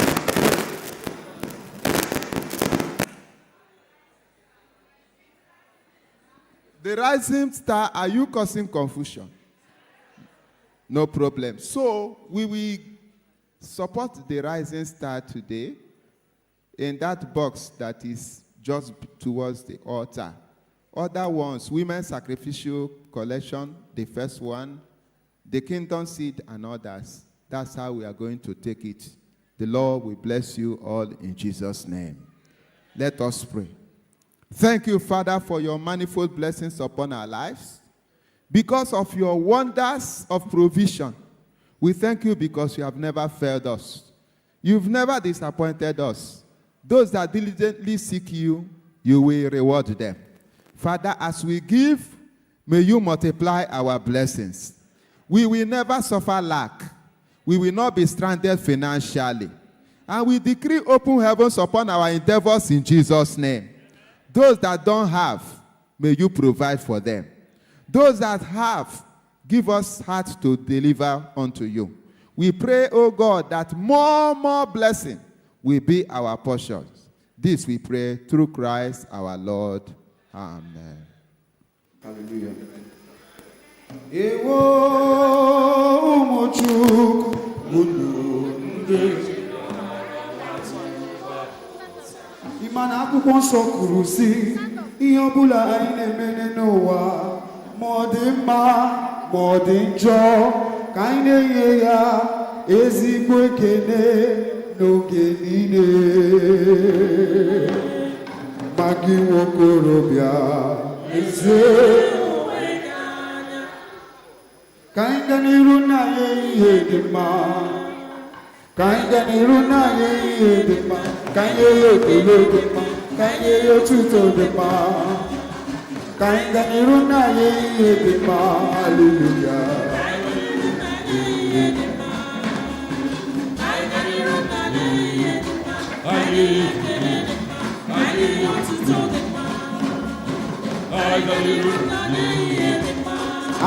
Hallelujah.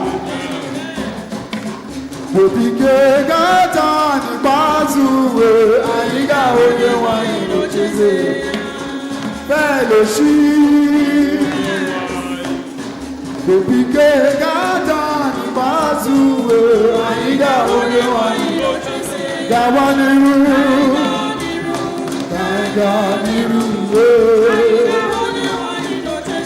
gawa n'iru, gawa n'iru.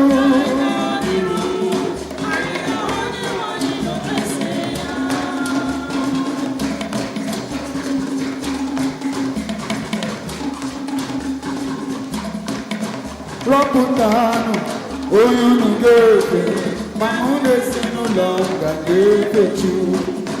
Rọpụtanụ onye unu ga-efe ma mụ na ezinụlọ m ga-efe Chukwu. Rọpụtanụ onye unu ga-efe ma mụ na ezinụlọ m ga-efe Chukwu. Rọpụtanụ onye unu ga-efe ma mụ na ezinụlọ m. Ewo Chukwu dị nsọ, dịkwa ebube, onye nwanyị dị nsọ.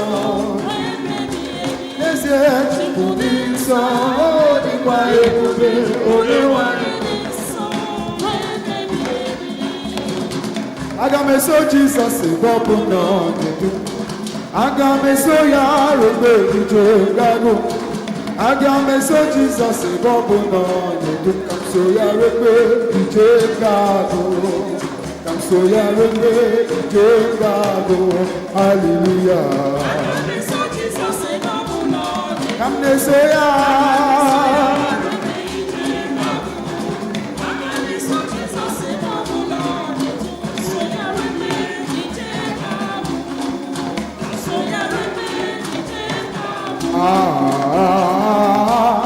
Hallelujah, hallelujah, hallelujah, amen. Hallelujah.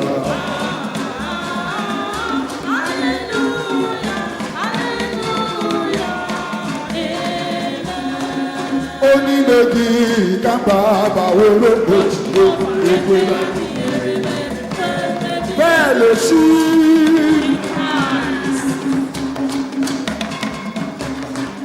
Onímẹ̀gì kápá bàwòrò okiyerememo okiyerememo okiyerememo okiyerememo. Otua Jehovah ka kewe ni akape. Otua Jehovah ka kewe ni akape. Otua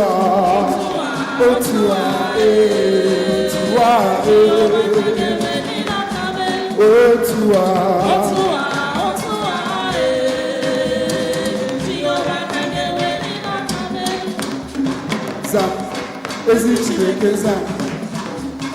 Zam, ezi Chineke zam. Zam, ezi Chineke zam. Zam, ezi Chineke zam. Because I know,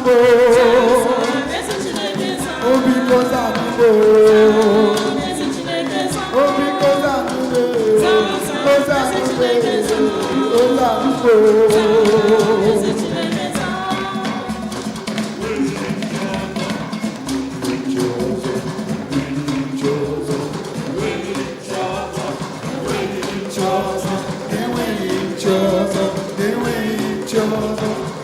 Enweghị chi ọzọ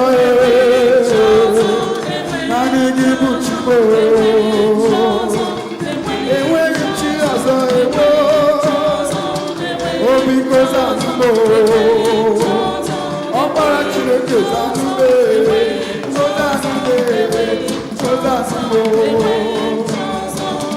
Otu ihe fọdụrụ ka anyị kee ya.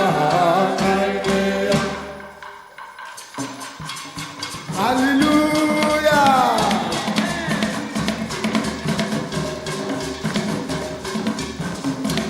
Uri a na ọnwụ na Jehova Chineke ga-ewere anyị.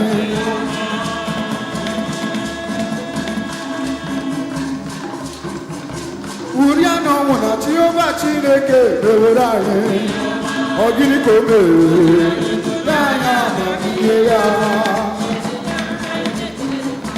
Ọ gịnị ka o mere? Onye ya nye anya amamihe ya. Nye anyị okwukwe, nye anyị amamihe, nye anyị okwukwe na aka ndị edozi.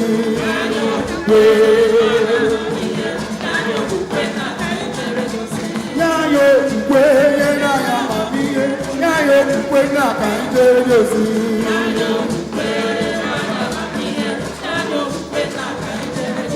Nwanne m lee, onye agbata obi gị n'anya. Nwanne m lee, onye agbata obi gị n'anya. Ewo onye agbata obi, nwanne m lee, onye agbata obi gị n'anya. You too, onye agbata obi gị n'anya. Nwanne m lee, onye agbata obi gị n'anya.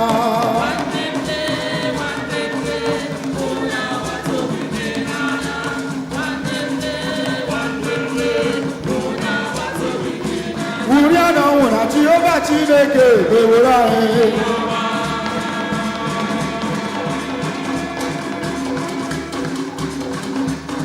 Ịma mma na mma gị fọdụrụ. Ịma mma na mma gị fọdụrụ. Ịma mma na mma gị fọdụrụ. Ịma mma gị Chineke na mma gị rụrụ arụ. Ịma mma na mma gị fọdụrụ. Ịma mma na mma gị fọdụrụ. Ịma mma na mma gị fọdụrụ. Ịma mma gị Chineke na mma gị rụrụ arụ. Iwe ego na-ego gị fọdụrụ. Iwe ego na-ego gị fọdụrụ. Iwe ego na-ego gị fọdụrụ. Iwe gị Chineke na-ego gị rụrụ arụ. Iwe ego na-ego gị fọdụrụ.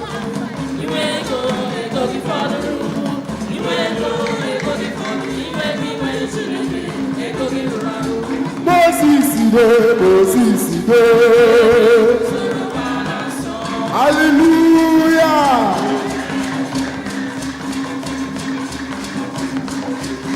Moses dee. Dịkwa akpụkpọ ụkwụ gị kechiri ya n'aka. Dịkwa akpụkpọ ụkwụ gị kechiri ya n'aka.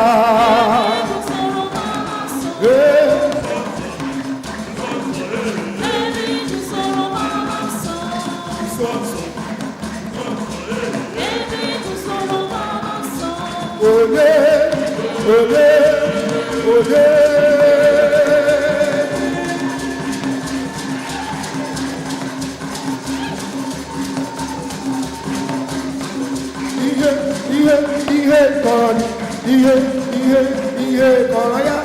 Ihe kọrọ ya.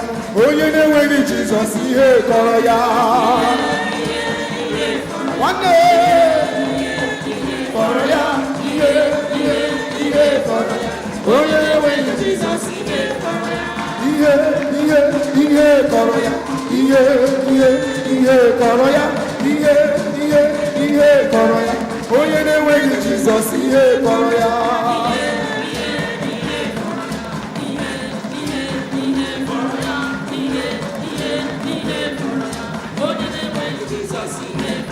Ọ bụ n'aha nna m, ọ bụ n'aha nna m, ọ bụ n'aha nna m, ọ bụ n'aha nna m.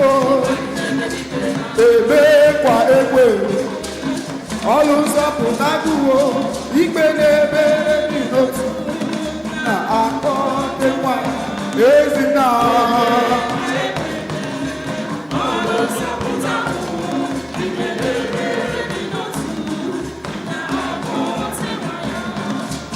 Ọbụ ya ga-enye gị ndụ mbilite ya buke kwega Chineke ga-asacha n'ime ọbara Jizọs Ezina.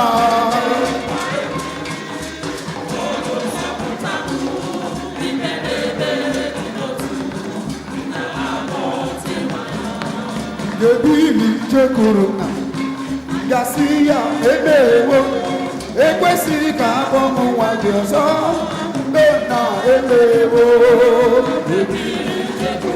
onye ukwu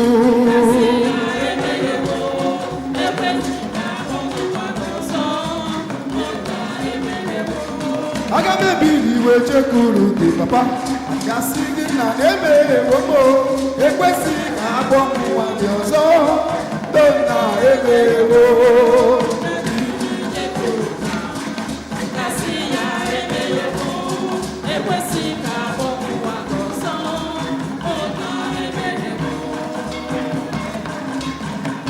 Hallelujah.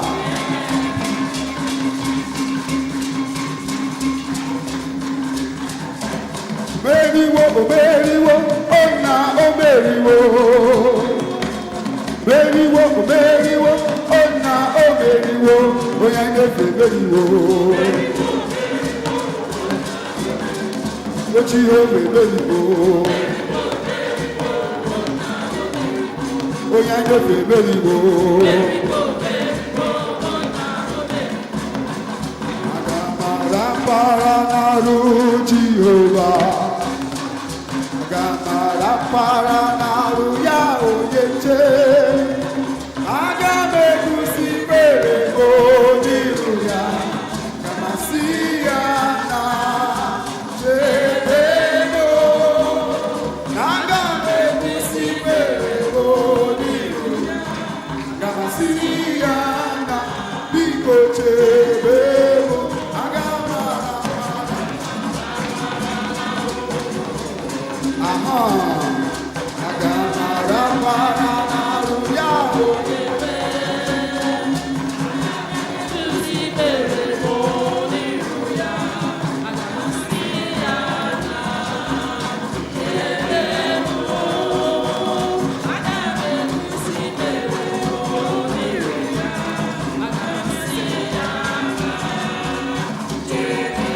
Lady Fufe na mmiri ozuzo na-ele anya nwụrụ nwana kpakpando ya a na-egosi ọlụ ịhụnanya ojibirikwa n'oche eze.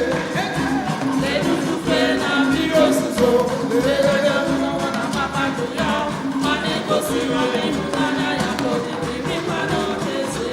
Ole ole ole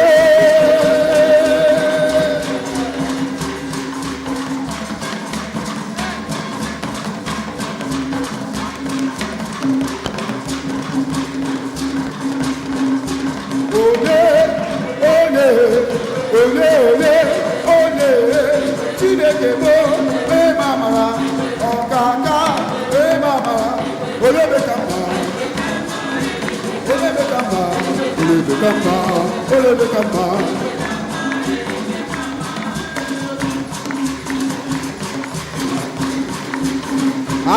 Hallelujah.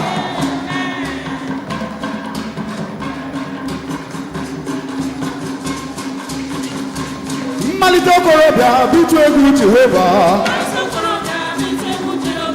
Mmalite okorobịa bitu egwu Jehova. Ee okorobịa agbọghọbịa mmalite okorobịa. Mmalite okorobịa na bitu egwu Jehova. Mmalite okorobịa bitu egwu Jehova. Saya n'obodo ọma.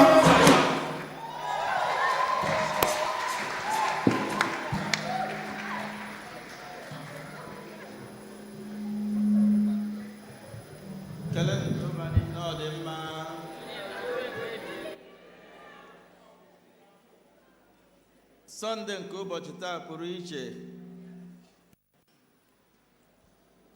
Biko ana m arịọ ka anyị niile nwee ndidi maka ihe niile anyị nwere ime n'ebe a n'ụbọchị taa. Ka anyị gee ntị maka ọkwa ndị a. Ke ndị gbali microphone biko gbatatụ na obere Sabineko.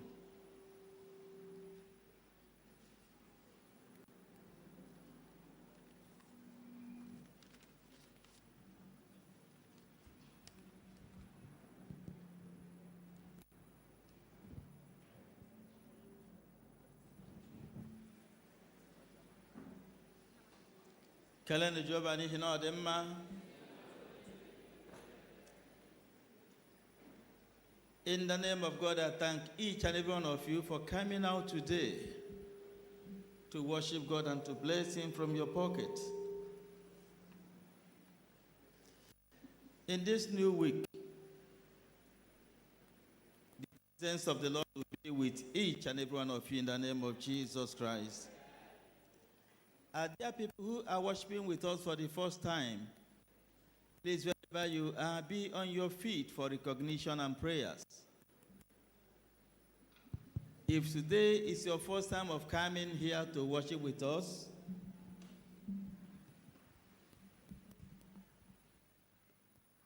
somebody is standing over there. Thank you. Somebody is also standing at the back. Thank you. God bless you. Please go to wherever they are standing. Have a handshake with them. Welcome them in the name of the Lord. F over. You are welcome in the name of the Lord. You are welcome in the name of the Lord. We can see all over you the glory of the Lord. You are welcome in the name of the Lord. We are happy seeing you in our midst today. We pray that the Lord will bless you immensely in the name of Jesus Christ. Next Sunday, we'll also gather here again to worship God. We would like it if we see you again and have a handshake with you. And if it pleases the Lord that you will tarry here, please don't fail to do so. We want you to identify with us and to be a member. May the Lord bless you in the name of Jesus Christ. The pack you have been given, please open it. There is a form which you are supposed to fill. Fill the form. Immediately after service, come and have your seat in the front pew here. For 1 second, 1 second. Want to have a chat with you. Thank you. God bless you. Women, please remember your Bible study on Tuesday. Bible study on Tuesday. And also your group day celebrations on 28th of May by various group. Women, please take note. The Assistant Prayer Conference comes up on Friday and Saturday, 16th and 17th of this month, May, at Bariga, Archbishop Akinde Christian Events Resource Center. Bus will leave the church premises by 2 p.m. So come out on time and join the bus. Those who want to be enrolled into Mothers Union and Women's Guild, please, Saturday, May 25, by 4 p.m., you are to be in the church here for screening. We don't only screen those going to various universities. Those who want to be enrolled into Women's Guild and Mothers Union, we screen them. Take note, Saturday, May 25, 4 p.m. is the time. Also note that our church Bible study will be taking place tomorrow, Monday.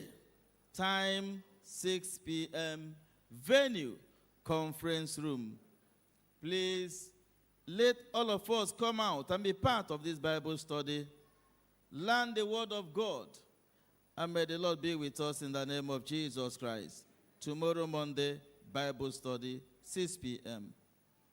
Also, on Thursday, every Thursday, there is always a program here in the morning from 9 a.m. to 12 noon, Moment of Blessing. Moment of Blessing. It is a revival program. Please make sure you attend. Our clinic is open to everybody. Please let us patronize our own. The doctors and nurses are there waiting for you. It is headache or whatever, health challenge. Please go there. We have trained, qualified, and experienced doctors and nurses. They are there for you. Notice number 17, Rogation Week Program. Monday 26 to Wednesday 28 May 2025, we are going to have a prayer convocation here in the church. Come, let us join hands together and pray for your family, for the church, and for our country. Please do not stay at home. Team, oh Lord, remember me. The Lord will remember us for good in the name of Jesus Christ. By the special grace of God, Evangelist Patrick Aliene will be here to anchor the program. Thursday, May 29 will be Ascension Day. We are going to have Holy Communion service in the church here. Time 6 p.m. 6 p.m. Today is a great day. Sabbath. Give me 2 plastic chairs, please. After the same fort, we are going to have a harvest meeting in groups. Please, please, please, there's still time.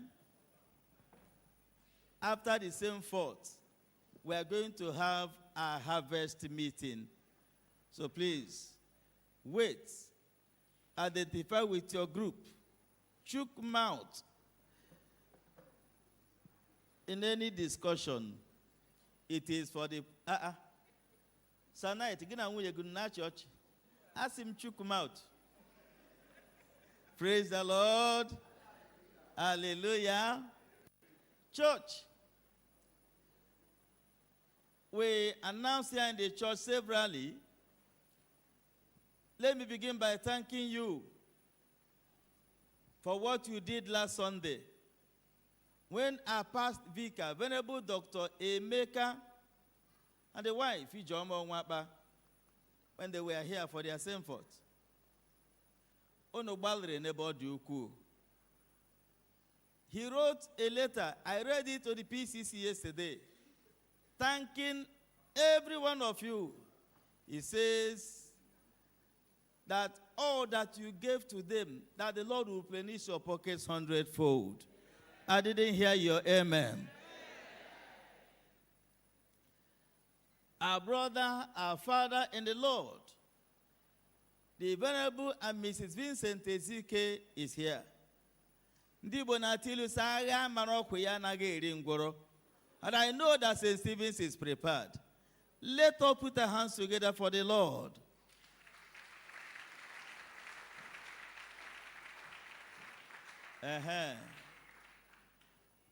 Akwụkwọ nsọ si onye ọrụ kwesịrị ụgwọ ya. Ọkwa eziokwu?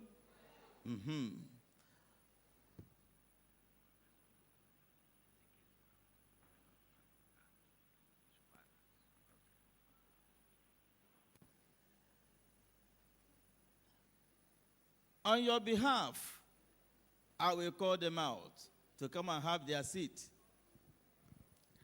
We want to do it sharp, sharp.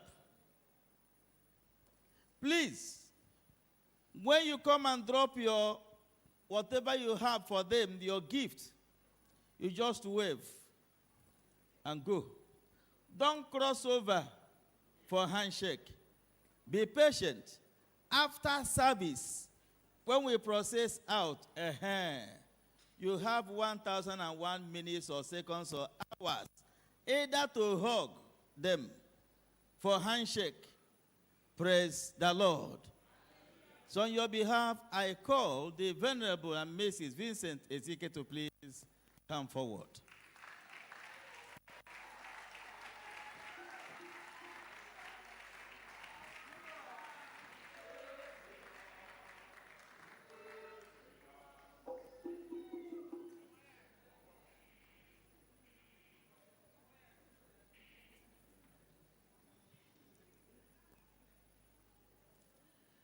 You all know what we did last Sunday. Those at the gallery, you will come down here. And when they finish coming, those of us in the auditorium, right from the back, everybody will come and appreciate God for the good work they did in the church here. When you finish coming, groups, fellowships, committees will come. Then we'll listen to the wardens who will do their own on behalf of the church. Praise the Lord. Hallelujah. Unu biachazia. Aya n'olu nna anyị ukwu na pulpit. Anyị ga-anụkwu olu ya ọzọ ebe a. Ọkwa ka esi eme ya. Onye nwe anyị gọzie unu n'aha Jizọs.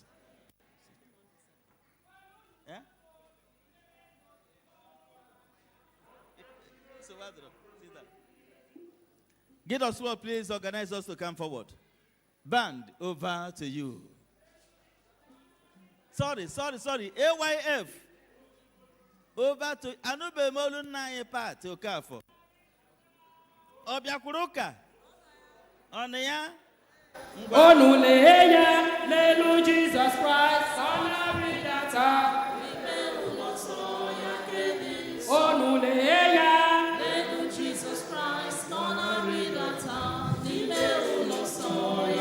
Yakinuru, Mbriboye Wainaku, Ananura Teta. Fellowship, Ihuna Yankela, Ogabazalua, Ihuna Yankela, Ogabazalua, Ihuna Yankela, Ogabazalua, Ihuna Yagabazal.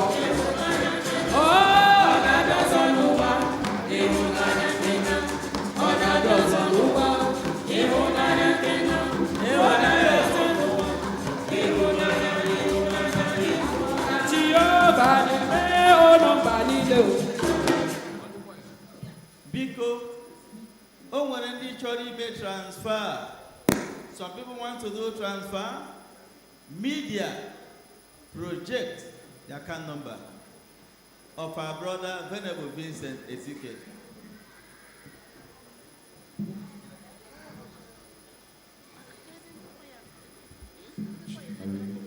Type the account number and project it, please. Very, very important and necessary. AYF, what about you also? Ihe ya dawo, ihe ke na dawo, ihe ya dawo, ihe soro n'ime ya. Ihe ya dawo, ihe ke na dawo, ihe ya dawo, ihe soro n'ime ya.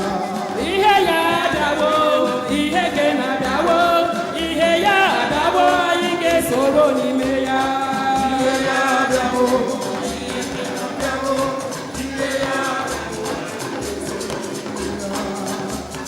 Kobalu hallelujah tibenu hosanna de wage maduni fellowship. Kobalu hallelujah tibenu hosanna de wage maduni hallelujah tibenu hosanna de wage maduni hosanna.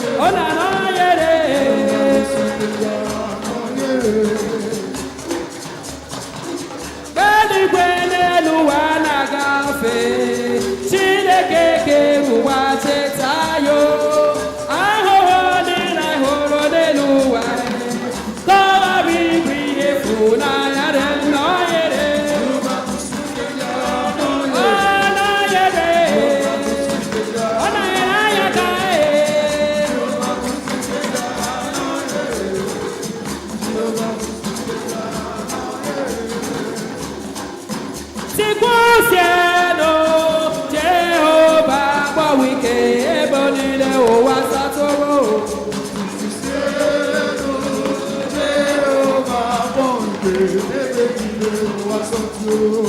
Otiko sieno Jehova gbawike ebe niile ụwa satọrọ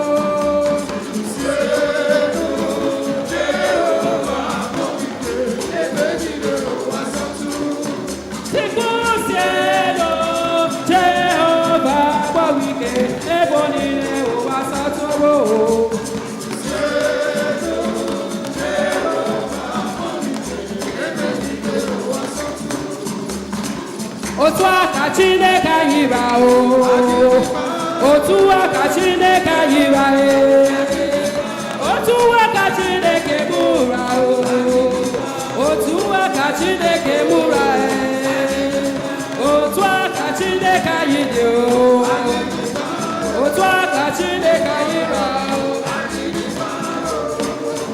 onye hụrụ m n'anya hụwo nna m mụ na nna m ịma na mụ na nna m na-alụkọ ọlụ onye hụrụ m n'anya hụwo nna ịma na mụ na nna m na-alụ otu ọlụ onye hụrụ m n'anya hụwo nna ịma na mụ na nna m na-alụkọ ọlụ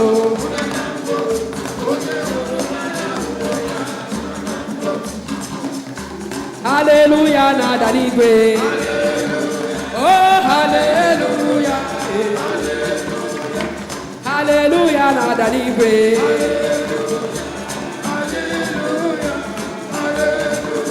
oh olu ndị mozi ga na-asị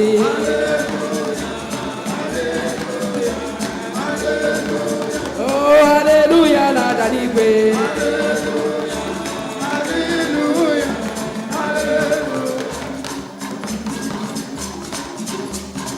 ewe ụmụchukwu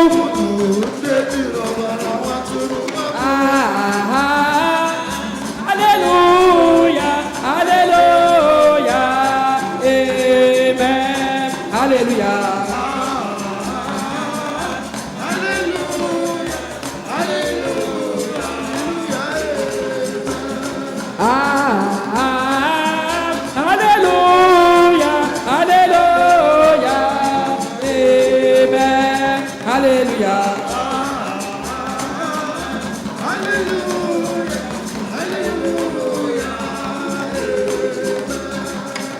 From Nazaba, Nawabi Name, Uwada Tabo, Chukunu Rolu, Abaforo Nazaba, Nawabi Name, Abaforo Nazaba, Nawabi Name, Uwada Tabo, Jehovah Nurolu.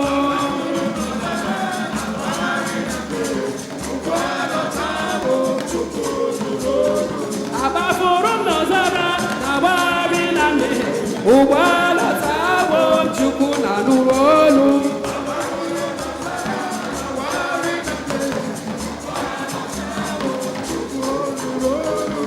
Yema Maduna Puriye, oh Yema Maduna Puriye, oh Yema Maduna Puriye, oh Yema Maduna, oh Yema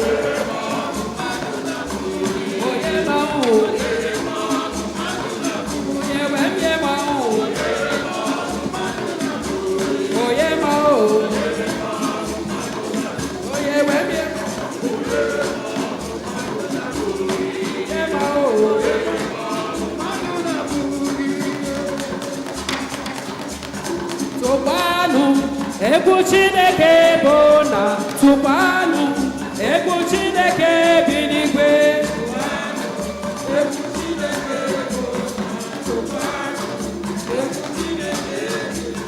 tụkwanụ egwu Chineke bụ na tụkwanụ egwu Chineke bi n'igwe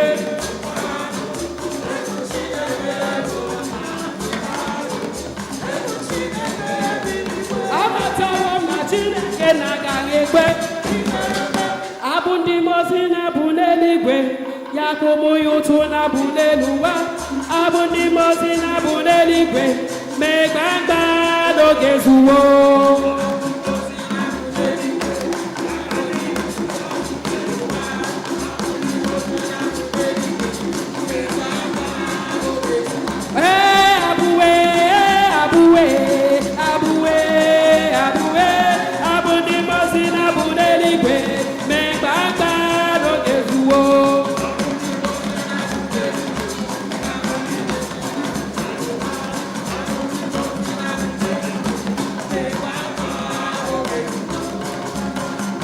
Anyị ga-ezukọ n'alaeze nna o. Anyị ga-ezukọ n'alaeze nna e.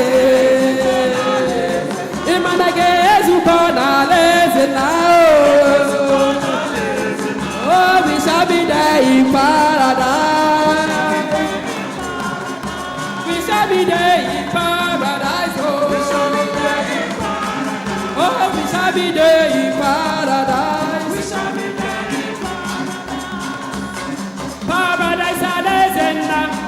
Paradise aleze aigeruya aigeruya imana aigeruya aigeruya aigeruya aigeruya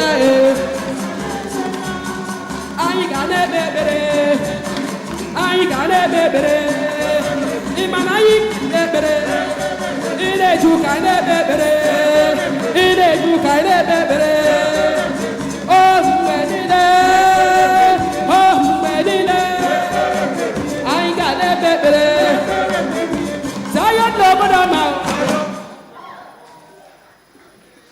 Kelenu Jehova n'ihi na ọ dị mma. Ndị anyị na-ele anya hụ ugbu a ịbịa groups, society, organizations abịachazịa, chọọchị ga-abịala asị ndị warden.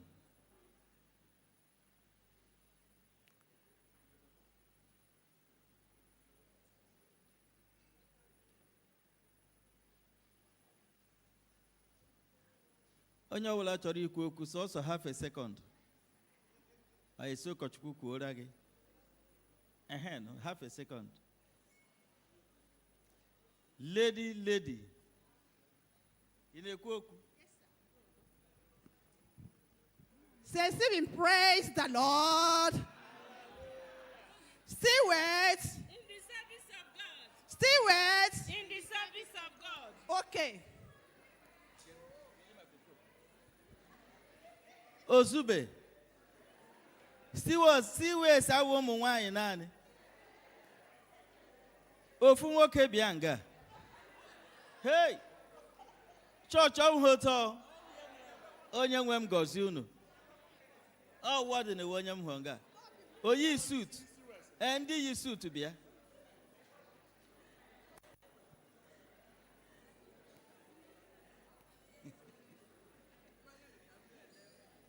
So that envelope adanga anya n'ugbi. Jesus ye. Una happened with the jolo. Kuezia na kujewa. Hallelujah. Next year, I bondegi the steward of St. Stephen Church. I know one only. Na mama I na papa anye bia no bochi tata. Una mangota. Osa I bondegi eriga hota. Abasa uka. I ga na eba nwa na agụ ego. Dadi abata. Okpela anyị ekpele. Nwunye ebutela anyị nni anyị erie.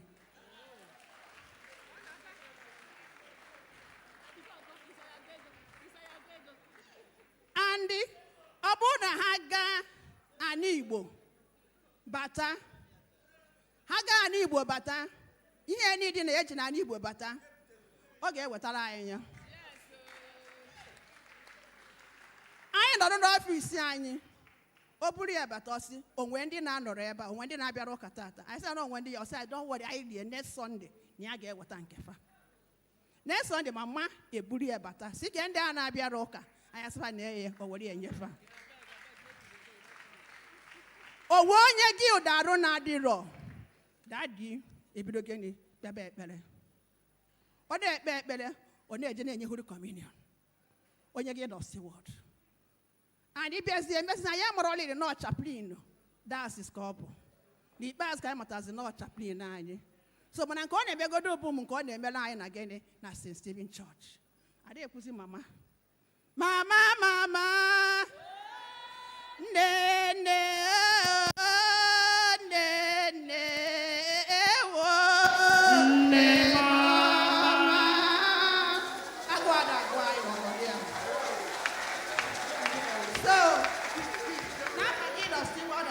Church.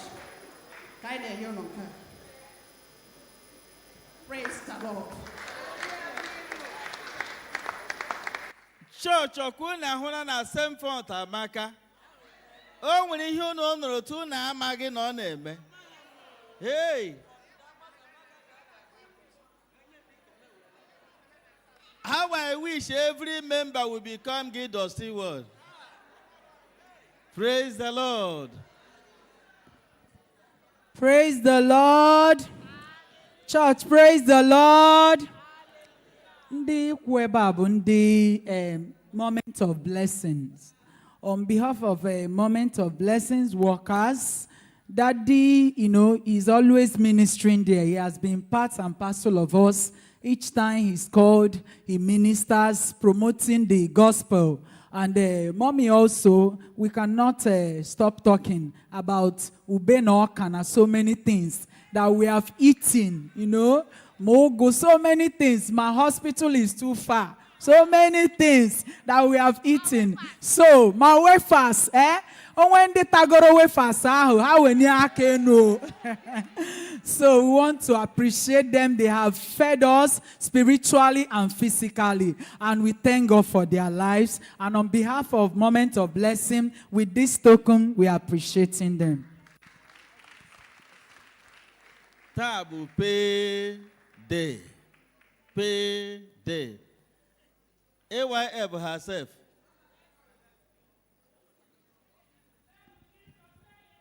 It's alright. It's alright. It's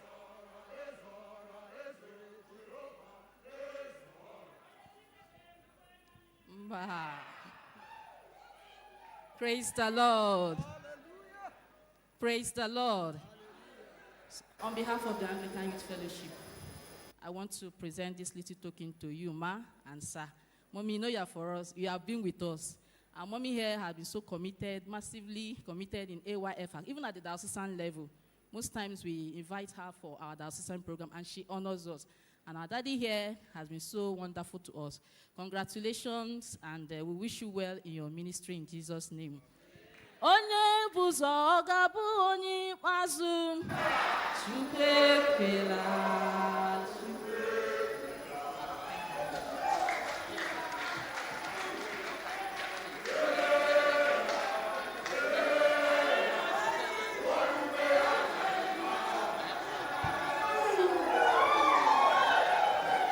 Ndị ọzọ.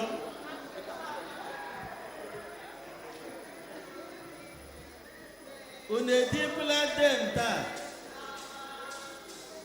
Unu edipụla ma ọmụkwụ ije taa.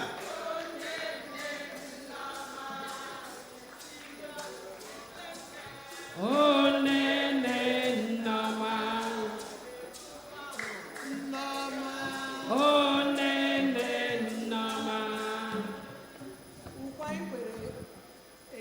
Conclude again. On behalf of all the mamas, I drove your child. Nancy, can you get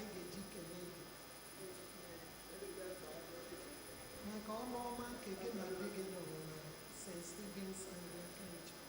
Now, home one niile na ndị a na-akpọkwa girls guild organization gbogbo tiwo ma mother union, father union, brother union, sister union, children union, na ha na nke na Jesus. Vicar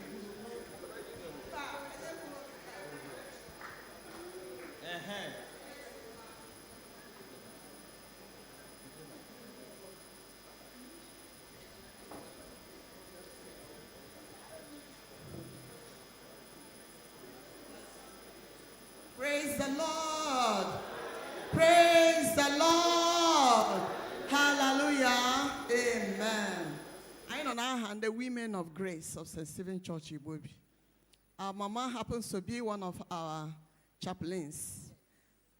She has been there for us. Anytime she's around, she always come and minister to us and advise us and provide some food for us. She's always there. We thank you, Mama, for what you have done. May God bless your ministry in Jesus' name. Media, return the account to the screen. Media, return the account to the screen. We don't want our picture. Osimako. Osimako. Onanege. On your squad. Kewo one man. Hey, I put it to them. Anambra kwenu. Anambra kwenu. Anambra kwezono. Asịrị ife agba n'aka na ejiri enyo ya. Ọ na-afụgo ndị Anambra afụ nwoke afụ ogologo imi ya. Nna anyị ukwu, anyị bịara ka anyị nọnyere gị wee sị gị kọntinuo n'ọrụ ọma gị. Dịka ekwugo nọ ka niile na ndị mmadụ tara. Ụfọdụ ya balance kwa m som. Maka na mụ nwa nwanne gị soro ọtacha ona. Fire balance nsom. Mana etu osi na-adị, anyị bịara asị ndị Anambra anyị ịma na anyị na-emesi ife ike. And ego anyị adaba na envelope. So anyị afụgo account number ahụ. Anyị awaghị ego anyị dịka anyị si eme. Onye nwe anyị gọzie n'aha Jizọs. Ofu aghara ka anyị ji n'ọkwa asị ndị ọrụ ifite n'ọkwa ebe a. Wee sị ka anyị sịkwa go continue n'ije gị ọfụma. Jide microphone. Praise the Lord. Ndị nwunye edighị na ebe a sị ka anyị si continue your journey well. Thank you.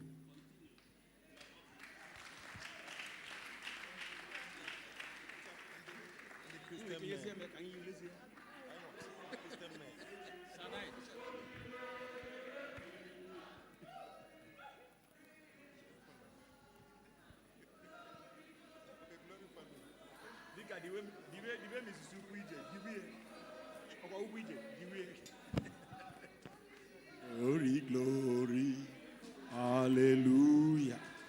Glory, glory, praise the Lord.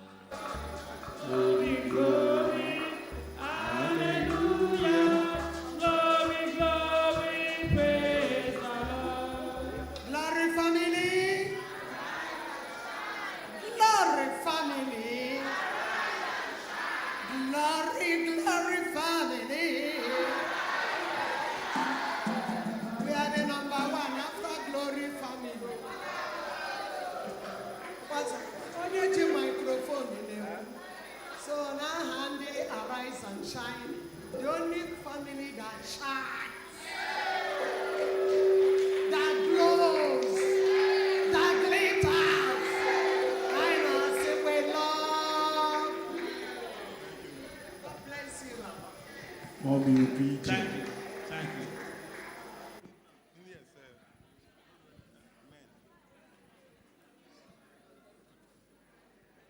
Ndị nna.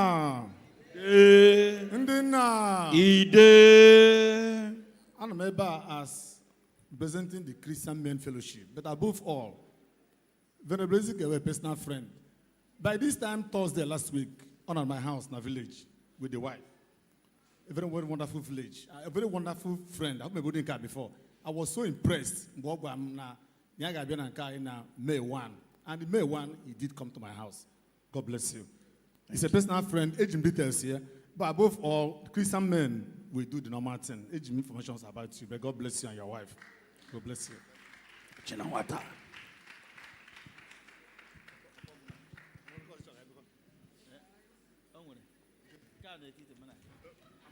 Rising. Star. Rising. Star. Stars. Rising. Now they want to say once again, welcome. And thank you very much. Okay, in the bar, I'm ready to enjoy again your wife. And I said, Sindike, is any Gabo Numenaha Jesus. Now from the rising stars. So we're in Katsianolo. God bless you, sir. Amen. Bovel. Happy New Year. Old first. Onye ọwụ udoka udoka udo udoka. Sir Stevens, praise God. Hallelujah. Favor family, praise the Lord. Hallelujah. Actually, we don't normally need a noise to make a news. My name is Abbasio, so Agusia Mile. On behalf of Favor family, I G Obele here the envelope. Now say Papa and Mama Ezike. Anyị na-ekene unu jeenụ nke ọma n'ebe ọzọ ebe unu na-alụ ọrụ na nkunu ụlọ na ebe anyị kenele unu onye nwa ya ga-anọnyere unu mmụọ mmụọ n'aha Jizọs. Nna anyị Udoka tụọkwula ilu ọzọ taa. Ọ gbapụkwa n'ọsọ ihe ọ na-agwa unu. Abịachago? Okay, the wardens. The wardens. Are you coming here? The warden, children, peoples, children. I need children, guys, close. You want to talk? Praise the Lord. 1 second. On behalf of Don Okada's family, I'm doing transfer of 10,000 naira to support Anglican. Thank you, God bless you. St. Stephen's kelele Jehovah n'ihi na ọ dị mma.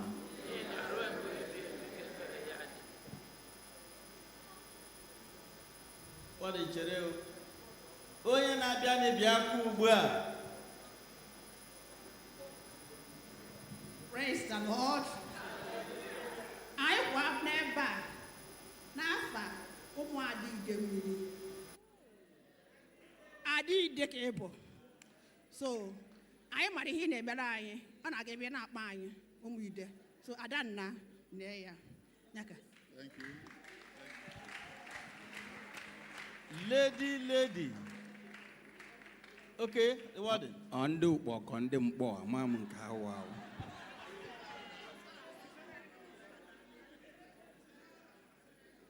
Unu na-anya na screen, unu follow a little mistake na the account number. Ọ Reverend Canon ka edere ebe a, nke a gosi na mgbe o mepere akaụntụ a bụ mgbe ọ bụ Canon. Mana kịta enu nene isi Vicar, mana otu isi ndị venerable si adị, ha na-akwọcha n'etiti. N'aha St. Stephen's Anglican Church Igbobi, anyị na-agwa senior, maka ihe na-akpọ ya ọma. Anyị na-akpọ senior, our bishops nọ Ajayi Crowder. Maka ifuru anyị a ifu ndị wetara ozi ọma. Ndị bi n'ebe dị anya na-akpọ oku. ZTH. Oh, how am I? So we want to thank you, our daddy, Ezik and mommy. I can't say more than anything. Church, you could everything about them. Manihe naso no jide nuku noji. Na ha St. Stephen's Church, diko mena na esede on di ozoma ko habo. If obo na isoro enye ha, ai genye ha eje ozi ọma. Ai mana Bible na bi e kanko. Mana Bible ada agwụsị. So I went in here more, go in there megini, when is it here, Ebonaga. Then only head in a policy church, Kunusu Debie. No Kochukobana Savoleba by the number of years and by his level, where he hear Urie, Anyaba Kogie, or the Nimeba. Now has St. Stephen's Church, Igbobi. I now see, if we have our way, we will say, don't go, but Nehai Sigik Dan Koma. Thank you. Kaikola Jesus aka.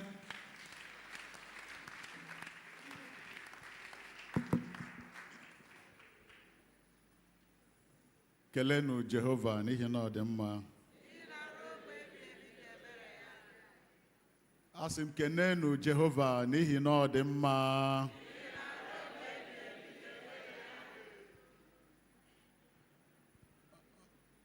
Obi anyị bụ sọ aṅụrị.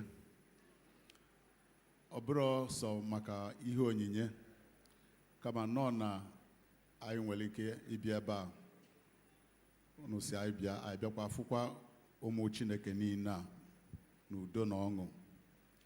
Eziokwu anyị ma na onwe ndị ọ bụ mmasị Chineke na fa agaghị anọzi mana Chineke mee ka mkpụrụ obi ha zuo ike n'aha Jizọs. Mana anyị nwa bụ ndị dị ndụ, anyị kene Chineke na anyị nọ ebe a, so anyị na-aṅụrị ọṅụ rinne na anyị fụrụ ụnụ, na-aṅụrị ọṅụ na onyinye amara ndị a nke unu ji wee gọzie anyị n'ụbọchị taa. Anyị na-asị ka Chineke kwụghachikwa ụnụ n'aha Jizọs. So n'aha mụ na nwunye m, ezinụlọ m, anyị na-ekene ụnụ, na-ekene karịsịa Vicar, the Venerable Emeka Nwaogu na nwunye ya Mrs. Nwaogu na ndị ya na-ejekọ ozi. Anyị na-ekene ụnụ. Anyị jikwa ohere a ekene mmadụ niile. Anyị achọrọ ịkpọ afa gaba maka na anyị nwere ike ime mistake, mana m ga-ekeneliri onwe ndị my first missionary journey here, I met them. Bịakwa second missionary journey, I met them. Mmadụ dịka Sir and Lady Easy Emesiofo, Chineke gọzie gị n'aha Jizọs. Sir and Lady Shedrack Ebo, God bless you. Sir and Lady Anurioha too, and Lady Anurioha, we met them that time. And many people, the People's Warden Emeritus, Sir and Lady Chukwukelu, God bless you. I wedded Emeka too, that time. God bless you. Like I said, let me not start mentioning Nandi Mama Victoria, many of them, Chineke ga-agọzi unu n'aha Jesus. Ka nkenekwa nwanne m nwoke, my brother, Osta Amechi, na ụmụnne na ndị nwunye di my wife. Thank you very much. Ndị ọrụ ifite n'ebe a, God bless you.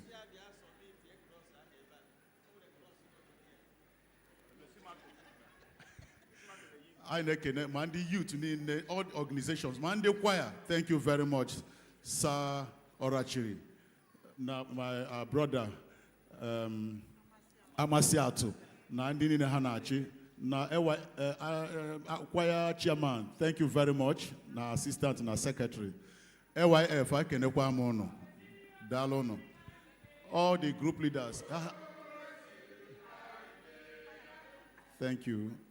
Harvest Minister Nando Tienine, the Harvest Committee, thank you very much. All the groups, Favor, Glory Family, and other groups, all the fellowship, Rising Star, thank you very much. EFAC, all of you, we are grateful. The brigade, the Sunday school teachers, we appreciate you. Guild of Steward, Ndinkai, God will bless all of you in the name of Jesus Christ. So now, once again, I say thank you. Sir and Lady Uche Nwankwo, thank you very much.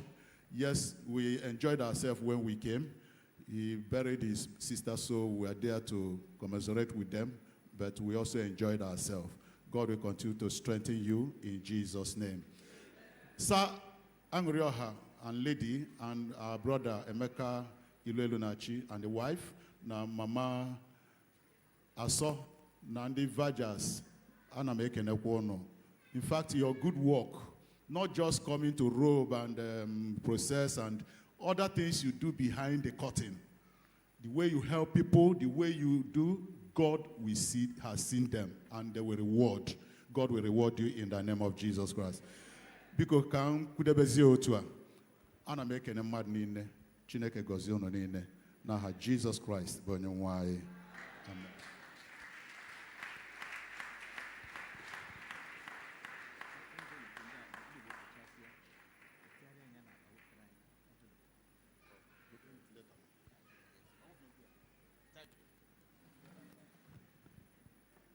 Praise the Lord. Hallelujah. O nwere ndị ha na nna anyị n'ime Chineke so wee bịa. Ama m ụfọdụ n'ime ha oge a na-agbagote maka oriri nsọ ahụrụ m ha. Mr. and Mrs. Udogadi na nwa ya nwoke. Mrs. Ifekwe ka m na ama na dialect dị iche iche. Ọ wụla ebe m si fụta ka m na-akpọ. Praise the Lord. I've forgotten your name. Nwanne anyị nwaanyị Mercy na ndị ọzọkwa na ndị ọzọ si ya wee bịa. Nwa ya nwaanyị sokwa wee bịa. Unu hụrụ oge ọ bịara ebe a bịa see onyonyo. Praise the Lord. Unu emena. Biko na-ewe n'iwe. Ana m ebutekwa unu ozi ekene. I almost forgot. N'ebe Vicar anyị na-alụ ọrụ n'okpuru ya. Wukwa Archdeacon of Yaba Archdeaconry, the Venerable and Mrs. Ojelabi Surulere, sorry, the Archdeacon of Surulere Archdeaconry. Osimo butelo ne kene ono. Na ndị Bam Church niile Bishop Adelaku Howells Memorial Anglican Church. Ono ma ndị anyị nọ na befa. Obra fara Emeka anyị. So and fafulu onwe fa n'anya rinne. So mgbe mụ na onye isi m na-ekwu, anyị nenecha igwe onye a, gwa onye a niile eje, fasolu je, fanata ndị ọzọ niile ni ya nọgbadie, and fanu ya, famma dị happy. So ọsị m na ife ka mma, mo blue cross m. So I have to carry my cross. So that ka ọ ya nachiyata ka a ghara inwe onye si, n'onwe ndị efo n'anya. So blue no cross neje. So Vicar Venerable Ojelabi Sikam Keneno. Thank you very much. Thank you. Elari egwe anyị nabatara ozi oziri sigwa kene ya. Ọ ga-adịrị ya na mma n'aha Jizọs. Ọ ga-adịrị unu na mma n'aha Jizọs. Unu emeela. Onwe onye nọ n'etiti anyị from Yaba Archdeaconry, give us stewards. I na-asị ya gịnị. My sister, thank you. God bless you for coming. AYF, very, very quickly. Can the AYF na-agụrụ anyị egwu Mrs. Fadeyi-Igbobi ga-agbakọta na altar maka ekpere. Ọ na-arịọ excellent family favor group na anyị niile ka eduru ya bịa na altar. AYF, over to you. I'm a Chazia.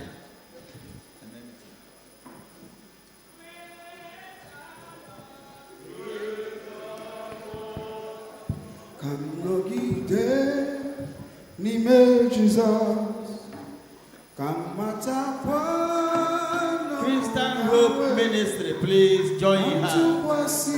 Christian Hope Ministry, please join her. No be Kamnogide. Kamatakwa.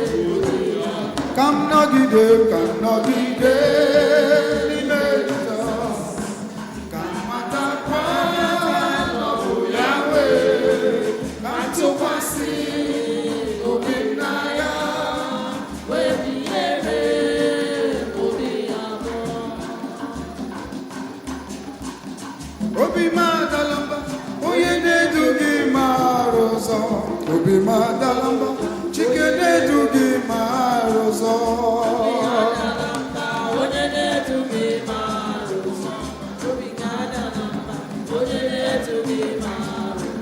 Obi madalamba, oyene dugi marozo. Obi madalamba, chikene dugi marozo.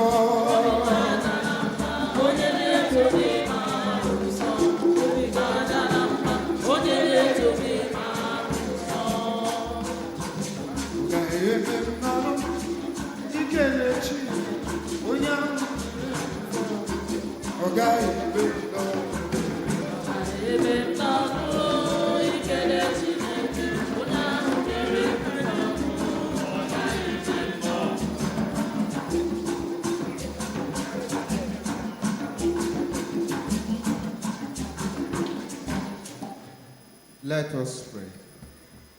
We give you honor and thanks for your goodness and your mercy upon your daughter. In this season of bereavement, we thank you, Lord, for entire Enoch Ezike family. We thank you for preserving her and bringing her back to this altar. Lord, you were her help through the journeys, through the challenges of sickness, and whatever had gone, you saw her through. We thank you for her baby. And we thank you, Lord Jehovah, for all the support you granted her through these challenges. Be exalted in Jesus' name. Father, she said she will come here. She had options, but she has come to present herself to you. May you accept her. May you wipe away her tears. And may you bring joys to her life in Jesus' name. Father, she will regain her sunshine and regain her blossom in Jesus' name. Father, whatever vacuum that has been created by the demise of her husband, grant her divine support in Jesus' name. Father, the journey ahead is in your hand. Lead her, guide her, strengthen her, and every wisdom she needs, grant unto her. May you draw her more closer to yourself, and may your name be exalted in her life. Father, her coming back to this altar will bring greater usefulness upon her life. And we pray that she will be faithful, fruitful, and firm, and your name alone be glorified in her life. Father, behold this child. May your name be glorified in his life. He will fulfill his destiny. We cover him with the blood of Jesus. Unto your